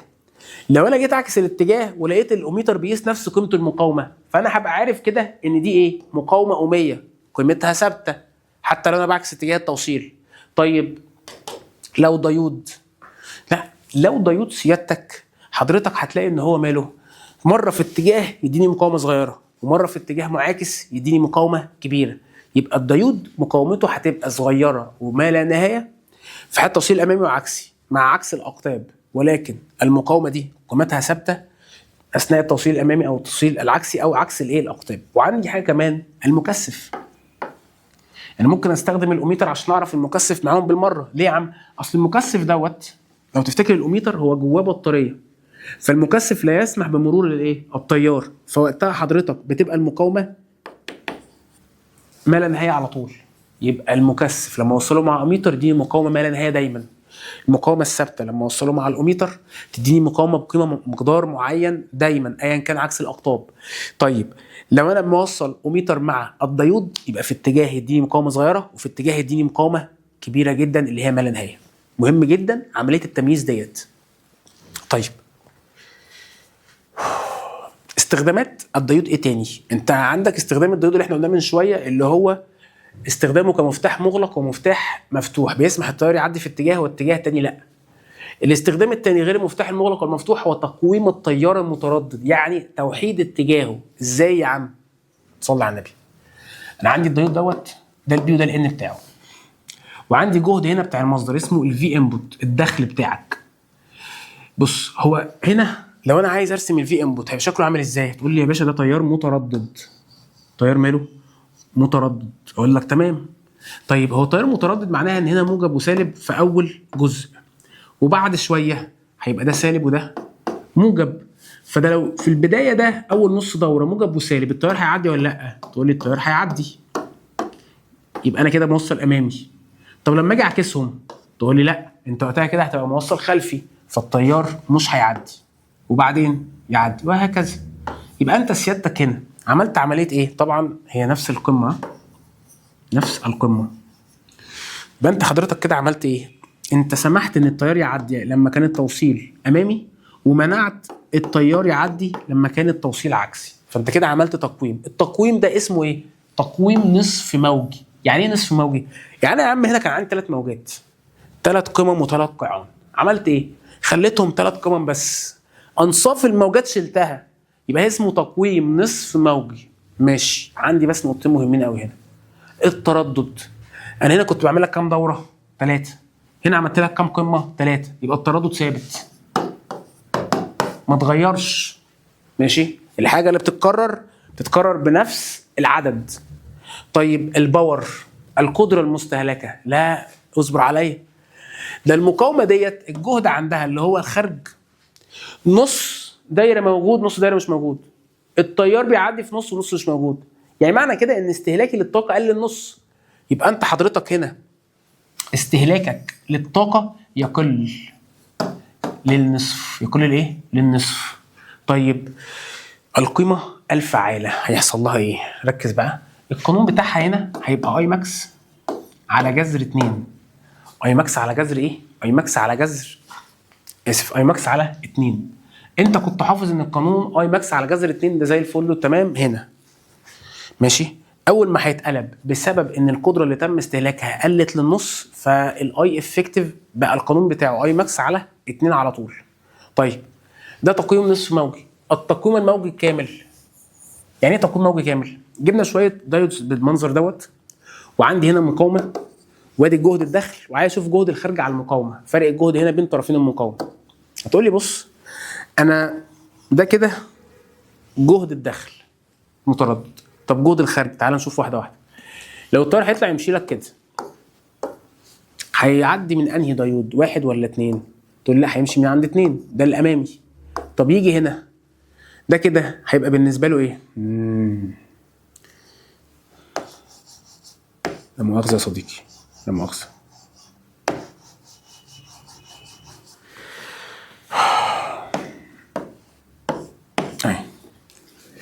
لما يجي هنا ده كده هيبقى بالنسبه له ايه؟ ده كده هيبقى بالنسبه له عكسي، فيخش فين؟ يخش هنا بس، وبعدين بعد ما يرجع يكمل هنا ويرجع تاني. فبالتالي اول نص دوره عدت بسلام. طيب النص دوره اللي بعدها تقول لي لا، انا همشي من الناحيه الثانيه بقى، مش ده تيار متردد هيمشي كده. لما يجي هنا مين يسمح له يعدي فيه؟ ده كده هيبقى عكسي، وده كده هيبقى امامي اهو.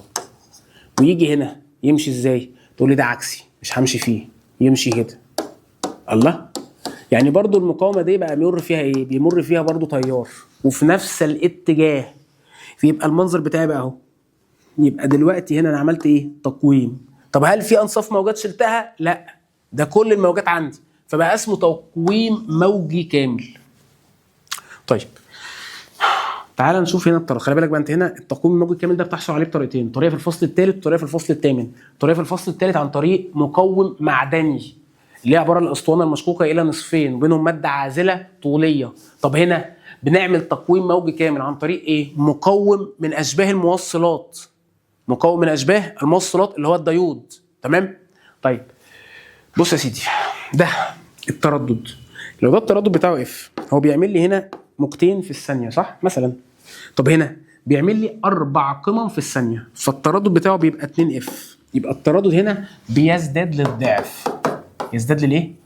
للضعف. طيب القدره المستهلكه، تقول لي بص، هو القدره المستهلكه مالهاش علاقه بالاتجاه.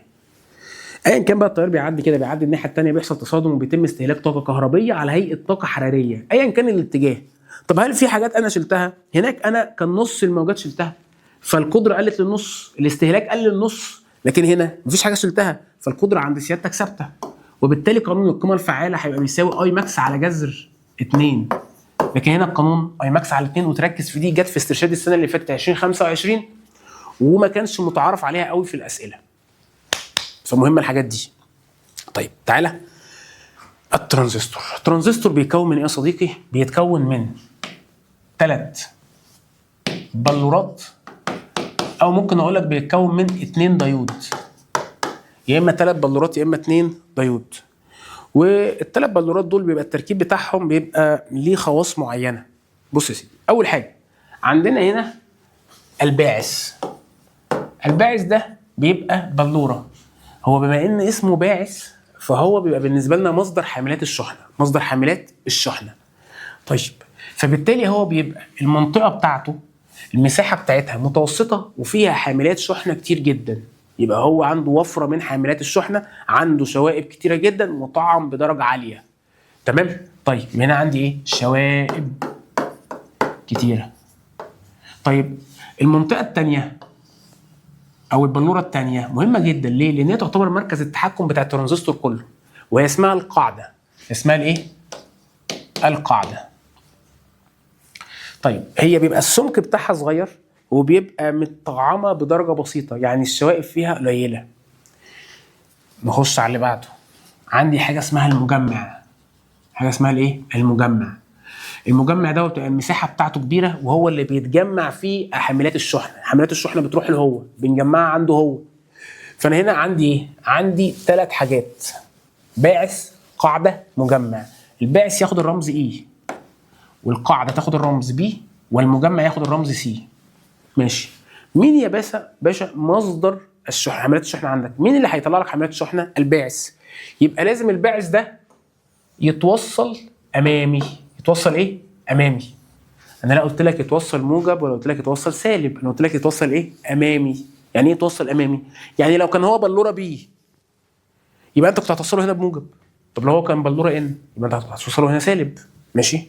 طيب تعالى المجمع دوت احنا عايزين نستقبل، صح؟ خلي بالك من حاجه، انا عشان اعمل 3 بلورات جنب بعض لازم لو دي ان يبقى دي بي ودي ان، يبقى لازم الباعث والمجمع نفس النوع. مفيش حاجه اسمها ان بي بي، ما ان بي بي دي كده بقت البي واحده، فبقت ان بي بقى دايود مش ترانزستور. فلازم اللي في النص دوت يكون النوع بتاعه مختلف على اليمين ولا على الشمال عشان نعمل 3 بلورات. فيا اما هو هيبقى ان بي ان او بي ان بي. يبقى الترانزستور بتاعي ليه كام نوع؟ نوعين، يا اما ان بي ان او بي ان بي. ان بي ان دوت الباعث عباره عن ايه؟ بلوره من النوع السالب. يبقى انت حضرتك وقتها حاملات الشحنه المسؤوله عن توصيل الكهرباء هي الالكترونات. طيب لو بي ان بي يبقى حاملات الشحنه بتاعتك هي مين؟ الفجوات، دي المسؤوله عن الكهرباء. طيب يبقى دايما الباعث هيبقى امامي والمجمع هيبقى متوصل خلفي، لان انا مش عايز اخد منه كهرباء، لا انا عايزه يستقبل هو الكهرباء، مش عايز هو اللي يطلع الكهرباء. ماشي يا عم. طيب لما اجي ارسمه في الدايره ارسمه ازاي؟ الرمز الاصطلاحي بتاعه في الدايره اهو.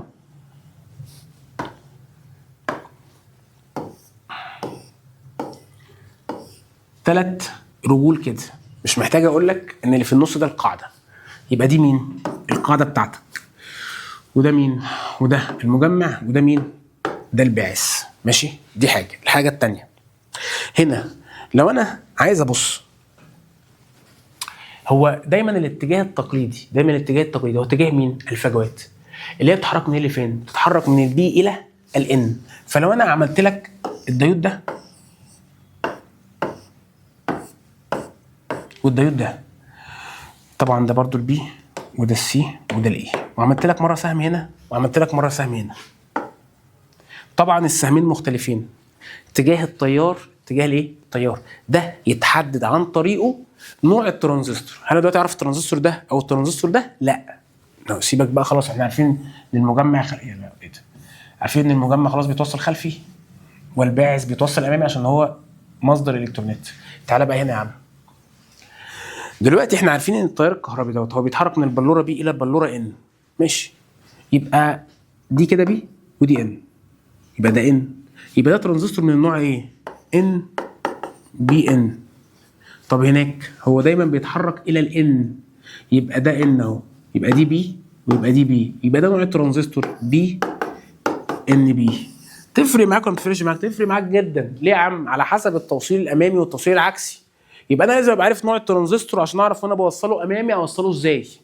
لو حضرتك الباعث من النوع ان يبقى التوصيل الامامي بتاعه مع السالب والتوصيل الخلفي بتاعه مع الموجب. طب لو الباعث من النوع بي، خلي بالك الباعث من النوع ان يبقى انا بتكلم على ان بي ان. الباعث من النوع بي يبقى انا بتكلم على ترانزستور بي ان بي. لو من النوع بي الباعث يبقى الامامي بتاعه توصله مع الموجب والخلفي بتاعه او العكسي توصله مع السالب. ماشي؟ الحاجات دي مهمه جدا جدا جدا وانت بتركب الترانزستور او وانت بتصنع الترانزستور. ماشي؟ طيب تعالى نشوف بقى الترانزستور بتاعنا دوت عند التوصيل. دلوقتي انا عندي تيار هنا باعث، مش الباعث دوت هيطلع لي تيار كهربي؟ التيار الكهربي هيروح فين؟ هيروح يتوزع جزء ضئيل جدا جدا جدا في القاعده. ليه يا عم؟ ما هي حضرتك عندها، لو اعتبرت ان انا بتكلم على ان بي ان، هي عندها سمك صغير وشوائب قليله جدا، فهي هتاخد الكترونات ضعيفه قوي. ماشي؟ فباقي الالكترونات كلها اللي جايه لي من عند الباعث هتروح عند مين؟ عند المجمع. يبقى انا هنا لو بتكلم على الاي اي، تيار الباعث ده بيتجزأ لحاجتين، بيتجزأ لتيار قاعده، بيتجزأ لتيار مجمع. انا هنا اقدر اطبق قانون كيرشوف الاول على الحاله بتاعتي، اقول لك ان تيار الباعث بيتوزع جزء للقاعده وجزء لمين؟ للمجمع. وهنا يبقى عندنا حاجه في الترانزستور مهمه جدا، هي نسبه التوزيع. نسبه الايه؟ التوزيع. نسبه التوزيع اللي هي الالفا اي، اللي هي الايه؟ الالفا اي. الالفا اي دي هي بتساوي ايه؟ انا بوزع الباعث صح عشان اودي اغلبه عند مين؟ عند المجمع. عشان اودي اغلبه عند المجمع، وما تنساش ان مركز تحكم الترانزستور هو القاعده، وهنفهم ليه. طيب طالما اغلب الحاجات بتروح عند المجمع، فانا هنا عايز اعرف انا وزعت قد ايه من الباعث عند المجمع. يبقى انا نسبه التوزيع بتاعتي هي الاي سي على الاي بي، او اسف على الاي اي. دي نسبه الايه؟ نسبه التوزيع. ماشي. طيب التوصيل بتاع الترانزستور بيبقى ليه طريقتين للتوصيل في المنهج عندك. اول طريقه الترانزستور والقاعده مشترك. القاعده هي اللي مشترك، او الباعث مشترك، وفي المجمع مشترك، بس ده مش في المنهج. القاعده مشترك ليها استخدام، والباعث مشترك ليه كذا استخدام. تعالى واحده واحده. اول استخدام والقاعده مشترك. تعالى كده، ازاي اصلا هوصل القاعده مشترك؟ مثلا انا عندي ده باعث اللي هو فيه الكترونات عشان هو ان، وعندي دي قاعده السمك بتاعها صغير فيها فجوات قليله جدا، وهنا عندي الكترونات ايه؟ شوف صباح الفل. طب المجمع ان عنده برضو شحنات سالبه اهو، بس مش كتير قوي. مين اللي عنده حملات شحنه كتير قوي قوي قوي؟ ده الباعث. طيب عشان اوصل القاعده مشترك، ادي القاعده صح؟ بص كده اهو. مره هوصلها مع مين؟ مع الباعث بتاعي، ومره هوصلها مع المجمع. فاهم القصه؟ يبقى لما اوصل القاعده مشترك، خليك عارف ان كده القاعده نفسها الخط بتاعها السلك بتاعها ما فيهوش بطاريه. ما فيهوش ايه؟ بطاريه. لان انا موصل مره بطاريه مع المجمع ومره مع الباعث. طب ازاي؟ تعالى كده. عشان يمر تيار لازم الباعث يبقى متوصل ايه؟ امامي، والمجمع يبقى متوصل ايه؟ خلفي او عكسي. يلا صديقي، هنا ده الباعث بتاعنا، هو نوعه ايه؟ ان. عشان اوصله امامي يبقى ده لازم ايه؟ سالب، وده موجب. كده انت موصل امامي. طب هنا الناحيه الثانيه انا عايز اوصل المجمع بتاعي خلفي، هو نوعه ايه؟ نوعه ان. عشان اوصله خلفي اوصله بموجب، الناحيه الثانيه سالب، يبقى انا كده وصلته ايه؟ خلفي. ايه اللي يحصل بالظبط بقى؟ كل اللي يحصل يا صديقي، لو هكلمك على الالكترونات هتبدا تندفع. جزء منها هيتم استهلاكه في القاعده، جزء صغير قوي، والجزء الاكبر يروح فين؟ الناحيه الثانيه. فتعالى واحده واحده كده. ماشي؟ او نخليها ايه يا حاج؟ نخليها لمبه. اللمبه دي كده بتنور صح؟ بقدره معينه. بص يا صديقي، في بس معلومه مهمه. انت دلوقتي عندك تيار الباعث بيساوي تيار القاعده زائد تيار مين؟ المجمع. لازم تبقى عارف ونسبه التوزيع ديت. لو انا مثلا عندي هنا مثلا نقول 100 الكترون، ولقيت هنا راح لي 1 الكترون عشان دي استهلكت حاجات قليله، وهنا راح لي 99 الكترون. طيب لما اجي هنا انا كده موصل امامي صح؟ ماشي. جيت عملت ايه؟ شايف المقاومه دي؟ قللتها. طب ده كده التيار التقليدي ده بتاع مين؟ التيار الباعث. التيار الباعث هيحصل له ايه؟ التيار الباعث هيبدا يزيد. ركز معايا. فبدل ما يبقى عنده 100 الكترون يبقى عنده كام؟ 200 الكترون. هيوزعهم ازاي؟ هيوزعهم بنفس النسبه، هيوزعهم بنفس الايه؟ النسبه. يبقى هنا هلاقي ان الاي بي بدل ما كان بياخد الكترون واحد، لا بقى بياخد 2 الكترون. والاي سي بقى بياخد كام؟ بقى بياخد 198 الكترون. يبقى خليك عارف ان النسبه دي ثابته. لو لقيت ان الاي بي زاد يبقى معنى كده الاي سي زاد، يبقى معنى كده ان تيار الباعث اللي هو المصدر اللي هو بناخد منه الالكترونات، اللي هو المصنع بتاع الالكترونات او المصنع بتاع الفجوات ايا يكن، المصنع نفسه بيديك اكتر، فانت بتوزع بنسبه ثابته ما بينهم. تمام؟ دي حاجه. طيب انا بقى لما اقلل المقاومه دي وتيار الباعث ده يزيد، اللي بيمشي كده تيار المجمع وتيار القاعده، انا ماشي على التيار التقليدي، ماشي على التيار الايه؟ التقليدي. تيار المجمع يحصل له ايه؟ يزيد. وتيار القاعده يحصل لها ايه؟ الاضاءه هنا يحصل لها ايه؟ تزداد هي كمان. يبقى خلينا عارفين كده ان دلوقتي كده انا زودت ايه؟ انا زودت الجهد او زودت القدره على المصباح ده. يبقى احنا ممكن نقول ان في حاله توصيل القاعده مشترك مره مع الباعث ومره مع المجمع، بتستخدم في تكبير مين؟ تكبير الجهد والقدره. تكبير الجهد والايه؟ والقدره. ماشي؟ دي معلومه تبقى عارفها وكانت موجوده في استرشادي السنه اللي فاتت. طيب ده نوع توصيل، بوصل القاعده مشترك، او ممكن اوصل الباعث هو اللي مشترك. تعال نشوف الباعث هيتوصل مشترك ازاي وبيستخدم في ايه واستخداماته اكتر. باعث مشترك الاستخدامات بتاعته 3 حاجات. اول حاجه بنستخدم كمكبر او لتكبير شده التيار. وفرق ما بين انا هنا في الباعث مشترك بكبر شده التيار، القاعده مشترك بكبر القدره او الجهد. بكبر شده التيار او بقوم بتكبير الصوت. لما حد يتكلم في المايك ويظهر الصوت بتاعه عالي قوي، ده بفعل مين؟ ده بفعل الترانزستور. طيب والحاجه الثانيه ان الترانزستور برضو بيشتغل مفتاح مغلق او مفتوح، يا ده يا ده على حسب التوصيل. طيب والحاجه الثالثه بيشتغل نبيطه عاكسه. نبيطه ايه؟ عاكسه. تديله جهد داخلي كبير يطلعوا لك جهد داخلي صغير، تديله جهد داخلي صغير يطلعوا لك جهد كبير. هو برنس. طيب ده هيفرق معانا طبعا في حاجه اسمها البوابات المنطقيه كمان شويه. طيب تعال نفهم بقى ازاي بنوصل الباعث مشترك. دلوقتي يا باشا ده الباعث بتاعك اهو، ومن النوع انت فهمت التيار اتجاهه دايما رايح لمين؟ رايح لان.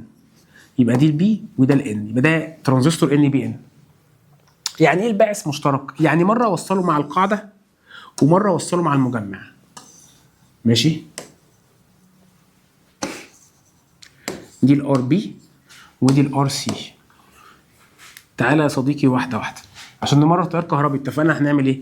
لازم الباعث ده يتوصل امامي والمجمع ده يتوصل ايه؟ خلفي. فهي بينها. الباعث ده لما هيتوصل امامي يبقى انا هوصله هنا بجهد ايه؟ هو نوعه ان، يبقى انا هوصله بسالب. والناحيه الثانيه برضه هوصله بايه؟ سالب. يبقى ده كده الموجب. يبقى انا كده الموجب متوصل مع الان اللي هو المجمع، ده كده اي سي. وقتها ده كده متوصل خلفي. والتيار اللي بيمر هنا مين؟ التيار اللي بيمر هنا اي بي. ماشي؟ طيب ده كده طريقه التوصيل، ولازم تبقى عارفها كويس قوي قوي قوي قوي، ولازم تبقى واخد بالك انت عندك الباعث نوعه ايه وموصل كده امامي ولا عكسي، والناحيه الثانيه برضه.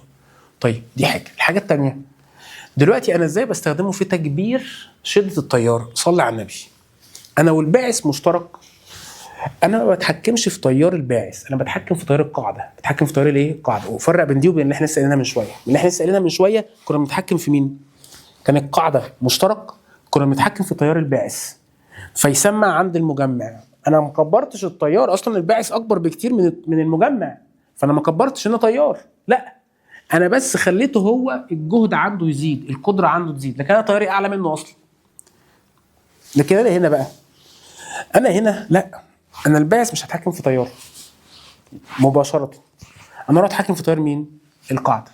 انا عارف ان القاعده دي قيمتها صغيره قوي بالنسبه لمين؟ للمجمع. فمثلا هي بتاخد الكترون، المجمع ياخد 99 الكترون، صح؟ ماشي. تيجي بقى عن طريق المقاومه دي او عن طريق الجهد ده هتعمل ايه؟ حضرتك انت هنا مثلا تقلل المقاومه دي او تزود الجهد ايا يكن، هتلاقي ان التيار بتاع القاعده ده زاد. يعني بدل ما القاعده بتاخد الكترونين هتاخد كام؟ هتاخد، او بدل ما تاخد الكترون تاخد الكترونين. ركز بقى، هو انت هنا لما زودت الجهد او زودت الايه؟ او قللت المقاومه، معنى كده عملت ايه؟ شايف الجهد الحاجز ما بين الان والبي، ما بين الباعث والقاعده؟ معنى كده ان انت قللته. يبقى الجهد الحاجز او المنطقه القاحله او المقاومه اللي ما بين الان والبي هي كده حصل لها ايه؟ قلت. فمعنى كده ان انا سمحت ان تيار من الباعث يعدي اكتر. يبقى خد بالك انا اتحكمت في مين؟ الاي بي. الاي بي دوت لما انا زودته انا خليت ان تيار الباعث يعدي بزياده، فبالتالي سمع مع مين؟ مع تيار المجمع. فالتلاته عند سيادتك زادوا برضه، بس هنا مركز التحكم هو مين؟ هو القاعده. القاعده عند توصيلها امامي والتحكم في الاشاره الداخله لها هتسمح ان تيار باعث يمر اعلى بكتير، وبالتالي يظهر في تيار المجمع قيمه كبيره. يبقى خلي بالك لو انا بتكلم في الميكروفون كده وعندي ترانزستور طالع منه كام حاجه؟ 3 حاجات. ده متوصل مع المصدر الكهربي اللي هو مين؟ اللي هو الباعث. والمايك ده اللي انا بدخل منه الاشاره بتاعتي، ده اللي هو مين؟ ده الاي بي. وعندي هنا بقى دي السماعات اللي هي الاشاره بتاعتها بتاعت مين؟ المجمع. انا كل هنا مزود الاي بي، اخد اكتر من المصنع بتاع الشحنات، فيظهر ده كبير جدا. يبقى انت حضرتك فكره التكبير للتيار لما توصل الباعث مشترك عن طريق التحكم في شده تيار القاعده، فبيظهر تكبيرها او بيظهر تاثيرها مكبرا عند تيار المجمع. يبقى انا هنا لما اجي اتكلم على معامل التكبير للترانزستور او نسبه التكبير اللي هي البيتا اي، هتبقى بتساوي ايه؟ هتبقى بتساوي اي سي على الاي بي. هي بتساوي الاي سي على الاي بي. في مشكله حد هنا؟ لا. طيب بالمره كده هنقول بس ايه كام قانون سريع. احنا عارفين ان الالفا اي بتساوي ايه؟ اي سي على الاي اي. وعارفين ان البيتا بتساوي برضو اي سي على مين؟ على الاي بي بقى. ماشي؟ ممكن اجيب نسبه منهم، انت معاك نسبتين و3 تيارات كده، ممكن تجيب نسبه بينهم بدلاله نسبه ثانيه. يعني انا عندي قانون الالفا، نسبه التوزيع دي خلي بالك ان هي دايما اصغر من الواحد. دايما ايه؟ اصغر من الواحد. لكن التكبير هي دايما ايه؟ اكبر من الواحد. الالفا دي بتبقى 99%، 98%، 97% كده، قريبه من الواحد. تمام؟ طيب انا ممكن اجيبها ازاي؟ ممكن اقول بقى بيتا اي على بيتا اي زائد 1. دي الالفا. طب البيتا لو انا عايز اجيبها بدلاله الالفا هقول ايه؟ هقول الفا اي على 1 ناقص الالفا اي. ماشي؟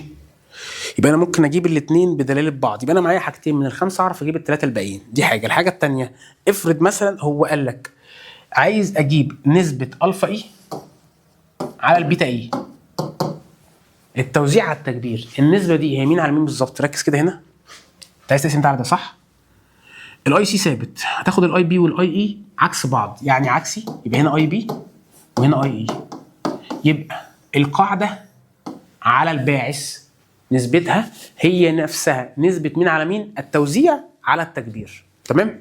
طيب استخدام الترانزستور بقى كهو نبيط عاكس او عاكس، او استخدام مفتاح مغلق مفتوح على نفس الرسمه، يفهمها كويس قوي ويعرف التوصيل بتاعها. مبدئيا هنا انا عندي باعث مشترك، خلاص ده باعث مشترك. طيب مبدئيا لازم احدد نوع الترانزستور، يعني ما ينفعش اشتغل غير لما اعرف نوع الترانزستور. بس انا هقول لك كلمه السر بسيطه. بص يا باشا، لو انا موصل القاعده بتاعتي موصلها امامي، يبقى انا هسمح ان في تيار بيمر، يبقى وقتها هشتغل كاني مفتاح مغلق. طب لو انا هوصل القاعده بتاعتك عكسي خلفي، يبقى انت وقتها مش هتسمح ان في تيار بيعدي، فوقتها هتشتغل كانك مفتاح ماله مفتوح. ده كترانزستور. طب امامي وعكس مستر الاقطاب ايه بالظبط؟ الاقطاب دي على حسب نوع الترانزستور، على حسب نوع الترانزستور. يعني انا هشتغل دلوقتي بي ان بي ان بي، يبقى التيار ماشي ازاي؟ التيار ماشي كده رايح للان. نفس الكلام هنا بي ان بي، يبقى التيار رايح للان. ماشي، ونبدا نشتغل. انا عشان اخلي بقى القاعده امامي، الان ده اوصله بالايه؟ بالسالب، وده بالموجب. هنا وقتها الباعث والقاعده متوصلين مع بعض امامي، والحته دي الجهد بتاعها صغير. صح؟ ركز معايا، الجزء ده الجهد بتاعه قل خالص. ليه يا عم؟ ما انت بتسمح ان في تيار يعدي، يبقى كده السمك هيقل.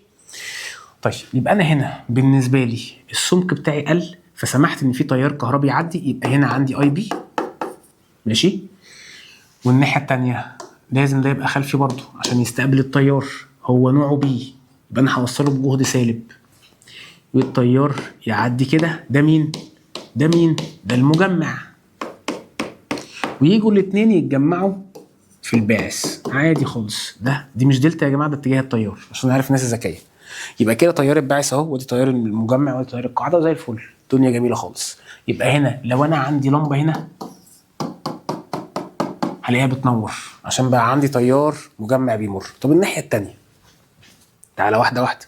هنا ادي يا عم المجمع بتاعي هوصله ايه عكسي عشان ما انساش. يبقى البي متوصله مع مين؟ مع السالب، وده بقى الموجب. ماشي. طيب لما اجي ابص هنا على القاعده، انا مش عايز يعدي تيار، انا مش عايز يعدي تيار، فبالتالي كده كده المجمع يا جدعان وصله خلفي مش فارقه. طب انا هنا مش عايز اوصل تيار، كده كده الموضوع عندنا ليه علاقه بالقاعده نفسها. القاعده هي اللي مربط الفرس في القصه. مش عايز تعدي تيار، يبقى انت هتوصل القاعده عكسي. القاعده ان يبقى انت هتوصلها عكسي، هتوصلها بالايه؟ بالموجب. فانت لما هتوصلها كده هنا مش هيبقى في اي بي اصلا. ليه؟ ما هي القاعده دي متوصله عكسي، فبالتالي الجهد هنا كبير جدا. منطقه القاحله زادت قوي قوي قوي قوي. ماشي؟ طيب اللهم صل على النبي. ونفس الكلام الناحيه الثانيه، هيبقى عندي برضو جهد كبير. ماشي يا حجيجه؟ ماشي يا حجيجه. طيب هيا بينا كده يا باشا عشان نشوف هنعمل ايه. انا هنا لو عندي لمبه، يبقى اللمبه دي مش هتنور. ده بالنسبه ان هو مفتاح مغلق ومفتاح مفتوح. طب بالنسبه ان هو نبيطه عاكسه، تعالى ركز معايا حضرتك. الجزء اللي على اليمين ده انت ممكن تطبق فيه قانون كيرشوف الثاني. قانون كيرشوف الايه؟ الثاني. ازاي يا عم؟ وعلى ايه بالظبط؟ انا عندي هنا البطاريه دي عندها حاجه اسمها في سي سي بتاعت المصدر، وهنا ما بين الباعث وبين المجمع عندي حاجه اسمها الفي سي اي، الجهد ما بينهم. وعندي هنا تيار اسمه اي سي بيمر في مقاومه ار سي، ففي فرق جهد هنا اسمه اي سي ار سي. يبقى انا كده عندي فرقين جهد وعندي قوه دفع كهربيه. فعادي بقى الفي سي سي هيساوي الفي سي اي زائد اي سي ار سي. زي الفل. ماشي. تعالى نتكلم بقى سواء هنا او الكلام برضو هيبقى هناك. هنا عادي اهي يا عم، ده الفي سي سي. ماشي. انا مثلا ماشي كده، ده هنا اي سي بيمر او مش بيمر، يعني المفروض يبقى في اي سي هنا، وعندي هنا ما بين الباعث والمجمع في جهد اسمه في سي اي.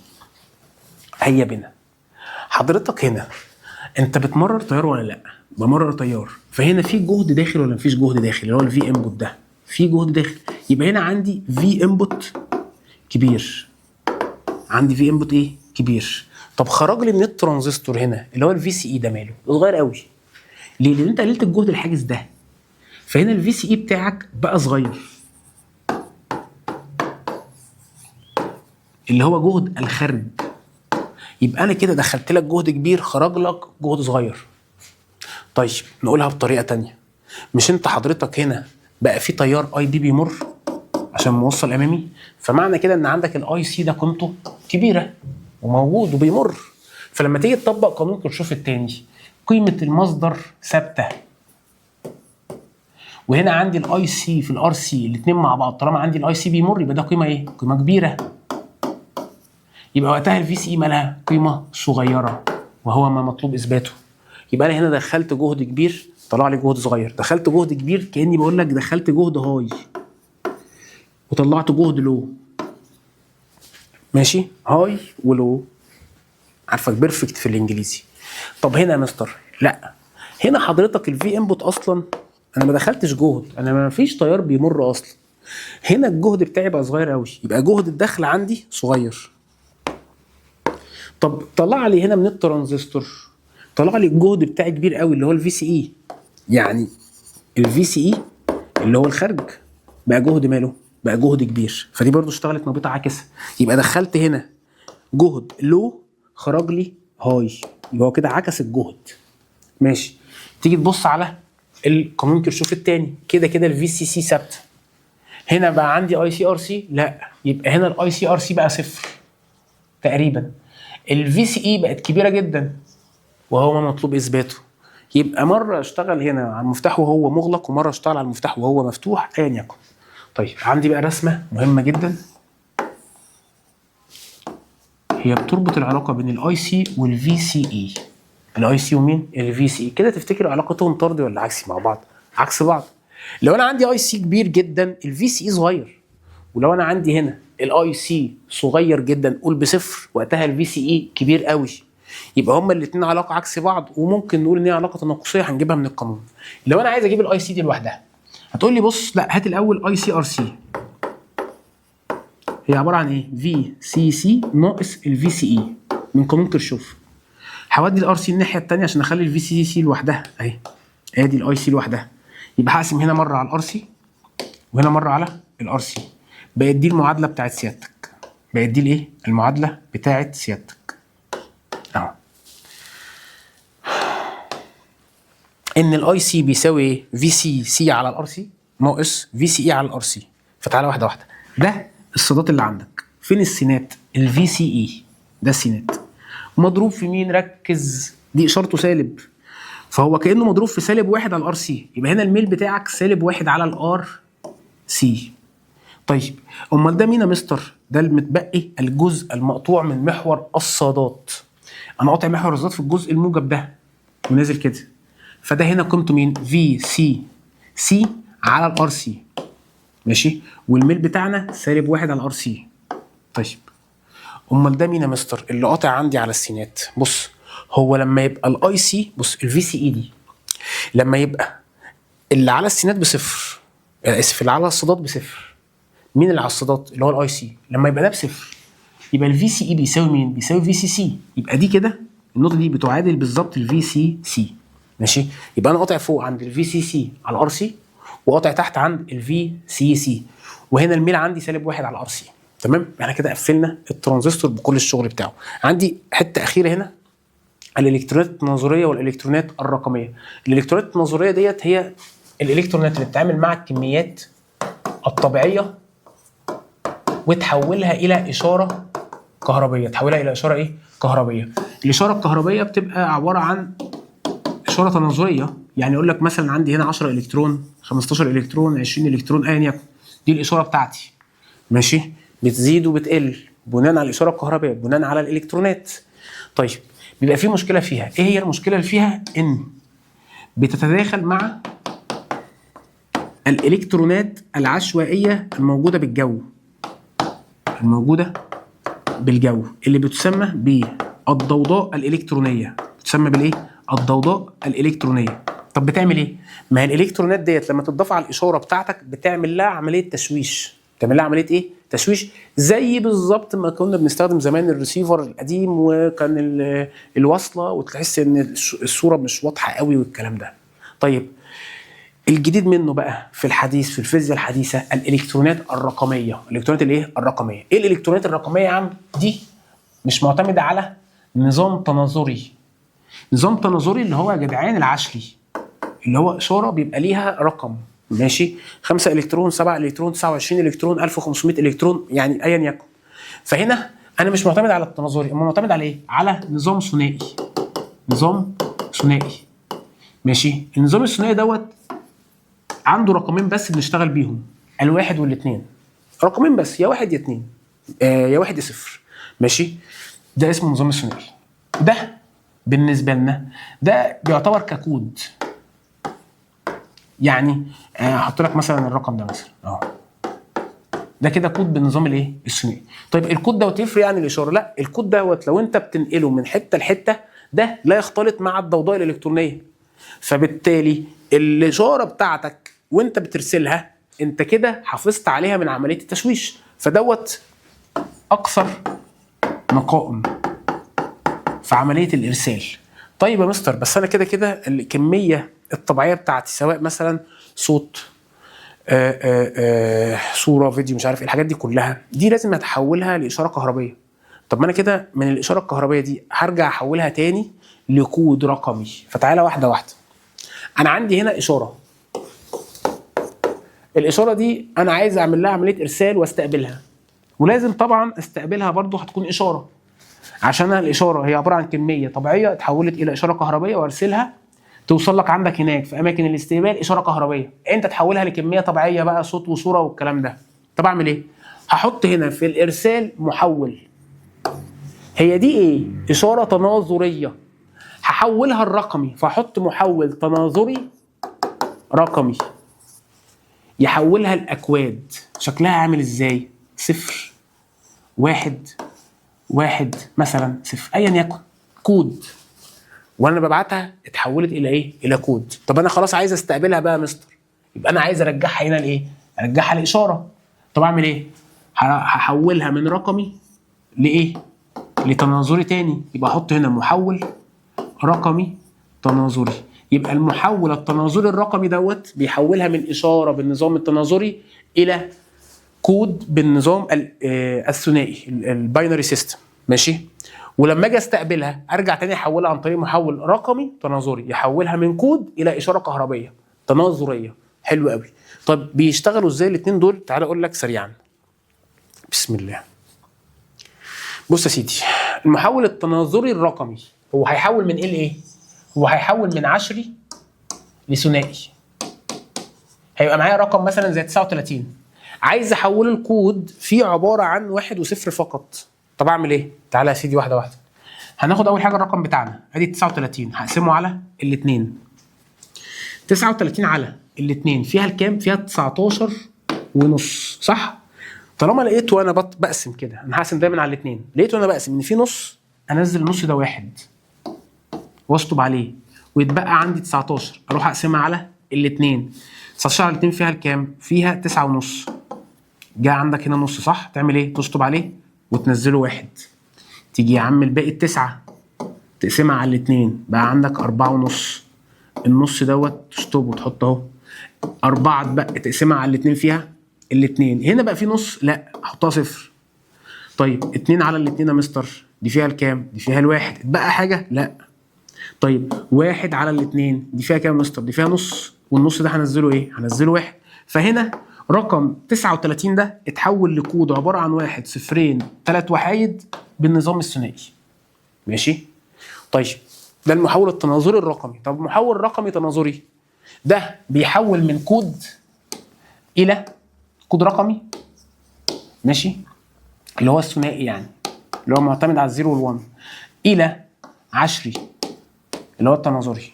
يعني انا عندي مثلا الكود ده عايز احوله ازاي؟ اول حاجه يا باشا هكتب الكود نفسه 1 0 1 0 0 1 1. ماشي. وبعدين هضرب، انا كنت بقسم في على 2 صح؟ هنا هضرب في 2. اضرب يا باشا كله في 2 اهو وزع على نفسك. هنا ده في 2 اس كام؟ 0 2 اس 1 2 اس 2 2 اس 3 2 اس 4 2 اس 5 2 اس 6. وابدا اشتغل. هات النواتج بتاعت دي. يعني 1 في 2 اس 0 على الآلة هتطلع لك بواحد، زائد 0 في أي حاجة بصفر، 1 في 2 اس 2 ب4. ماشي خلاص. 0 في أي حاجة بصفر، 0 في أي حاجة بصفر، يبقى هنا أنا نازل عندي اصفار. طيب 1 في 2 اس 5 تقريبا ب 32. طيب 1 في 2 اس 6 تقريبا ب 64. ماشي. فانا هنا بقى عندي ارقام كتيره اهي اجمعها على بعض. يعني 32 و 64 فيها الكام؟ فيها 96. 96 ومعاك 4 100 101. يبقى انا هنا بقى معايا رقم 101 بالنظام العشري. هو اسمه رقم 101، هو مش كود 101. هو سبحان الله طلع رقم كده. يبقى ده هنا ايه؟ 101 بالنظام الايه؟ العشري. اهو ده مش كود، ده رقم جمعته في الاخر طلع لي كده. ماشي. طيب ده عمليه تحويل سهله خالص طبعا. طيب عندي بعد كده البوابات. 3 بوابات سهال لزاز خفاف، هتدرسهم بشكل متوسع جدا لما تخش ان شاء الله اي حاجه ليها علاقه بالكمبيوتر، او تدرس سي بلس بلس بايثون. الحاجات دي كلها عمليه الاحتمالات، فكره ان انا ازاي مثلا ادي اوردر لحاجه وممكن يبقى عندي احتمالات كتيره جدا ليها. ماشي. ده انت كده بتصنع روبوت، او من الاخر انت كده بتشوف انا مثلا عندي روبوت، والروبوت دوت انا عايز اخليه يتحرك في المكان بحيث لما يبقى فيه مثلا حد بيرن الجرس يروح يفتح. فانا ما ينفعش اقول له بص اول ما تلاقي الجرس بيروح افتح على طول، ما فيش الكلام ده. لا، اقول له انت المفروض تتجه الاتجاه الفلاني، واقول له لو انت مثلا لقيت فيه كرسي قدامك تعمل ايه؟ هحط احتمال انا، هتشيل الكرسي وتحطه على جنب يمين او يسار، ماشي، وكمل. لو لقيت الباب مقفول تعمل ايه؟ تفتح. طب لو لقيت الباب مفتوح تسال انت مين او عايز ايه، فاهم؟ فانت هنا بتحط عمليه احتمالات كتيره جدا. طب الاحتمالات دي بتتم ازاي والكلام دوت؟ عن طريق بوابات اسمها بوابات منطقيه. اسمها بوابات ايه؟ منطقيه، معتمده على المنطق. عندك 3 انواع من البوابات. عندك بوابات العاكس والتوافق والاختيار. تعال ركز واحده واحده. ايه هي بوابه العاكس؟ اللي هي اسمها نوت. اسمها ايه؟ نوت، عاكس، بتعكس. طب الرمز بتاعها مثلث كده في دايره صغنطوطه، ماشي، ملهاش علاقه بالدايود. ما تقوليش دي دايود، ها مالهاش علاقه بالدايود، ما تقوليش دايود، الرمز بتاعها زي. طيب الدايره اللي بتشتغل نفس الشغلانه، بص يا قلبي انا دلوقتي هنا عندي مفتاح وعندي لمبه. المفتاح ده هو الدخل بتاعي واللمبه هي الخارج. اي بوابه هنا ليها دخل وليها خارج، ليها انبوت وليها اوتبوت، ماشي. بوابه العاكس هي البوابه الوحيده اللي عندك اللي هي لها مدخل واحد فقط، لها مدخل واحد ايه فقط، ماشي. عندها كم احتمال؟ عندها احتمالين، يبقى عدد الاحتمالات بتاعتها 2 فقط. طب هي بتشتغل ازاي يا مستر؟ تعالى كده قلبي اقول لك. دلوقتي انا هنا مثلا جيت قفلت ده، لما اجي اقفله التيار الكهربائي هيمشي ازاي؟ تقول لي يا باشا التيار ده هيمشي فيه هو بس، فاللمبه وقتها مش هتنور. فهنا بقول ان انا مر تيار هنا، يبقى ده هنا عندي واحد مر تيار. طب هنا في اللمبه ما مرش، يعني انا لما همرر تيار او هدخل واحد هيخرج لي صفر، يبقى لو انا دخلت واحد خرج لي صفر. طيب لو انا فاتح المفتاح في تيار هيعدي فوق، لا يبقى هنا الدخله عندي صفر، وقتها التيار يمشي فين؟ يمشي في اللمبه، فاللمبه تنور، يبقى ده الدخل، يبقى ده الخارج واحد. يبقى هي بوابه العكس بتعمل كده بالظبط، دخل لها جهد واحد يطلع لك صفر، دخل لها جهد صفر يطلع لك واحد، وشكرا. وبنشتغلها كانها ايه؟ مفتاح. بنعبر عن الشغل بتاعها كانها مفتاح متوصل على التوازي مع لمبه، لان اللمبه دي بالنسبه لنا هي الخارج، نعرف هي عايزين تنور ولا مش هتنور. طيب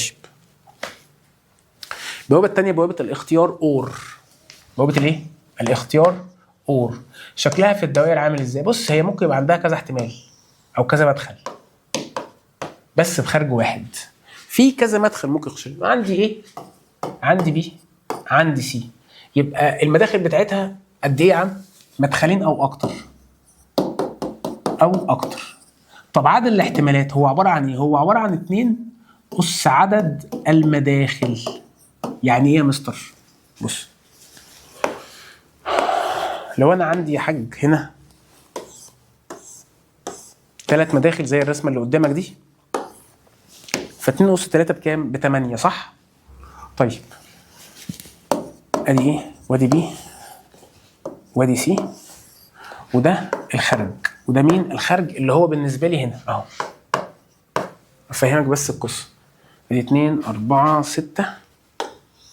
طبعا في النظام القديم احنا كنا بنعلمهم ازاي يحطوا جدول الاحتمالات. جدول الايه؟ الاحتمالات. يعني ايه جدول الاحتمالات يا مستر؟ اقول لك يا صديقي، يعني دلوقتي هنا عندي كم مدخل؟ A وبي وسي. كم واحد ممكن يمر فيه تيار؟ تقول لي ممكن يبقى الاي دوت عنده تيار، وممكن البي ما عندوش والسي ما عندوش. اقول لك ماشي، ده احتمال. طب في احتمال تاني، ممكن اقول ان الاي هو اللي عنده تيار والبي عنده تيار والسي ما عندوش. قول لي تمام. طب ما احنا ممكن مستر نقول ان ده صفر وده صفر وده واحد. اقول لك ايوه، او ده واحد وده واحد وده واحد. الله، يبقى في كده احتمالات كتيره للمداخل دي مع بعض. طيب انا الاحتمالات دي بقى احنا بنرتبها ازاي؟ ولا لك تبقى عارفها بالمره. انا عندك هنا كم احتمال؟ 3 احتمالات، صح؟ او اسف 3 مداخل. 2 أس 3 ب8. حطهم ازاي يا عم؟ شايف اول ايه دوت؟ اول مدخل هيبقى 0 1 0 1 0 1 0 1. طب المدخل اللي بعده احط الاكواد بتاعته ازاي؟ صفرين واحدين صفرين واحدين، كاني ضاعفت تكرار، ضعفت الايه؟ تكرار. طيب المدخل اللي بعده 4، انت بتضاعف، ها ما تقوليش 3 4 بعد كده 4. فلما تيجي تبص على اي احتمال، مثلا ده احتمال اولاني كلها صفار، في اي احتمال تاني كلها صفار؟ لا. طب بص الاحتمال التاني 1 0، في اي احتمال تاني 1 0 1 0 1 0؟ لا. لما اقول لك 1 0 بيبقى قصدي المدخل ده واحد والاثنين تانيين صفرين. ما تجيش تقول لي ده مستر اهو 1 0 اهو، لا دي حاجه تانيه، ده كده احتمال تاني. هنا الواحد دوت يبقى الايه دوت هو اللي عنده تيار، ده السي هو اللي عنده تيار، فده كده احتمال مختلف. يبقى انا عندي احتمالات كتيره، ماشي دي فهمناها. طب الدايره المماثله لمين يا عم؟ لبوابه الاختيار. الله بص يا سيدي، المداخل بتاعتك هي عباره عن مفاتيح متوصله مع بعض على التوازي، مفاتيح متوصله مع بعض على التوازي، وكأن ده ايه وده بي وده سي، ماشي. فالسؤال عندي هنا دلوقتي امتى ده ينور؟ يعني يديني واحد، هتقول لي يا مستر انا شاطر في الفصل الاول، اي مفتاح من دول هيبقى مقفول دي تنور. يعني ايه اي مفتاح؟ يعني اي اشاره واحد التيار يعدي من فوق عادي. طب لو دي هي اللي واحد التيار هيعدي من هنا. طب لو دي، طب لو التلاته واحد اكيد هيعدي، لو اتنين بس واحد اكيد هيعدي. يبقى كده البوابه بتاعت الاختيار دي اي مدخل عنده واحد يخرج لي واحد. لما اجي ابص كده هنا كلها وحايد يبقى هتنور، هنا في وحايد تنور تنور تنور تنور. ايه ده؟ اغلبها بينور. امال امتى ما تنورش يا مستر؟ لو كانت كلها مفتوحه كلها صفار، معنى كده التيار مش هيعدي اصلا، فبالتالي هنا برضو هيبقى صفر. يبقى بوابه الاختيار هي حضرتك بتدي كل الاحتمالات واحد ما عدا احتمال وحيد هو اللي بيديه صفر. امتى؟ لما يبقى كل المداخل اللي عندك صفار. مش محتاج اقول لك ان الصفر هو اللو، الدخل المنخفض، والهاي او خارج يعني، والهاي هو المرتفع سواء داخل او خارج. دي بوابه مين؟ بوابه اور. يبقى بوابه اور هي دايما لو لقيت عندك واحد في الاختيارات وطلع لك واحد اعرف ان هي بوابه اور. ماشي؟ طيب يبقى خلي بالك بقى من حاجه، دول كده دول كده من غير الثلاث وحايد ومن غير الثلاث اصفار. الثلاث وحايد والثلاث اصفار دي حاله منطقيه وتحصل لي في اند. لكن دول كده مميزين لمين؟ مميزين لايه؟ لاور. ليه؟ لان دول كده في عندي دخل اصفار وطلع لي واحد، يبقى اول ما الاقي ان في احد الدخول اصفار وخرج لي واحد اعرف ان هي اور. طيب نخش على اخر بوابه عندنا، بسم الله. بوابه التوافق اند. بوابه التوافق ايه؟ اند. الرمز بتاعها عامل ازاي؟ نص بطيخه كده وليها اكتر من مدخل وليها خارج. ادي ايه؟ بي سي. مش محتاج اقول لك ان عدد المداخل اكتر من واحد، اتنين او اكتر، وعدد الاحتمالات 2 اس عدد المداخل. تعال نشوف مثال ليها. بص يا صديقي، المثال مع الدايره اللي بترمز لها. طبعا ده الخارج، وده بالنسبه لي ايه؟ وده بي وده سي. انت اللي هتقول لي بقى دي معناها ايه؟ حتى هي اسمها التوافق اند. يعني ايه؟ لازم كل الدخل عندي يديني واحد. لازم عشان اخلي دي بواحد لازم اقفل ده وده وده وده، يعني لازم بكلهم كام؟ وحايد. الله، دي كده اي حاجه داخله لها فيها صفر هيطلع صفر. يعني الثمان احتمالات دول بتوعي، لا انا ارسمهم اللي فات يعني الفرهده دي. هنا الاقي كل دول يدوني صفر في بوابه ايه؟ بوابه اند، ما عدا مين؟ اخر واحد بس هو اللي يديني واحد. ماشي؟ يبقى برضه انا اميز اند ازاي؟ لو لقيت احد المداخل بصفر وطلع لي صفر يبقى دي بوابه اند. ليه؟ انت لو فاتح اي واحد فيهم ده طيب مش هيعدي، سواء فاتح الاول الثاني الثالث. فيبقى خليك عارف ان بوابه اند اللي هي بوابه التوافق هي بوابه اغلب الخارج ليها صفار ما عدا احتمال واحد. يخرج واحد امتى؟ لما يبقى كل الدخل فيها هاي او واحد. كده الحمد لله خلصنا الفصل الثامن. كده 5 فصول خلصوا شرح كامل. ربنا يعيننا ويعينكم كده يا رب ويخلينا نكمل على خير السنه دي. اتمنى يعني تبقى انت مقدر المجهود ده وتشتغل وتذاكر وتعمل اللي عليك. ماشي؟ الواحد خلاص يعني بدأ ان هو ايه يجيب جاز ويتعب، بس مش هينفع ان هو يوقف. فانت كمان ما توقفش لان انت بتدور على ان انت تعمل حاجه اخر السنه. فرجاء رجاء رجاء يعني بلاش تضيع المجهود اللي بيتعمل لك، عشان يعني انا بحاول على قد ما اقدر اوصلك ان انت تبقى جامد جدا في الماده اخر السنه وانت داخل الامتحان. اسئله ثانويه عامه هنحلها مع بعض، اسئله من بنك التفوق هنحلها مع بعض، كتاب التفوق اللهم صل على النبي، امتحانات شامله هنحلها مع بعض سواء استرشادي او ثانويه عامه. هتخش الامتحان انت ان شاء الله، يعني ان شاء الله هتبقى الدنيا كويسه ان شاء الله ان شاء الله ان شاء الله. تمام؟ شرح كامل للمنهج بينزل لك تاني زي الفل. في الحصه بنحل كتير، فانت مش ناقصك حاجه غير ان انت تشتغل بما يرضي الله. فبالله عليك ما تضيعش اي مجهود ولا تضيع تعبك ولا تضيع تعبي ولا تضيع تعب اهلك معاك، واشتغل الفتره دي وان شاء الله يعني ربنا يكرمنا كلنا على قد تعبنا. السلام عليكم.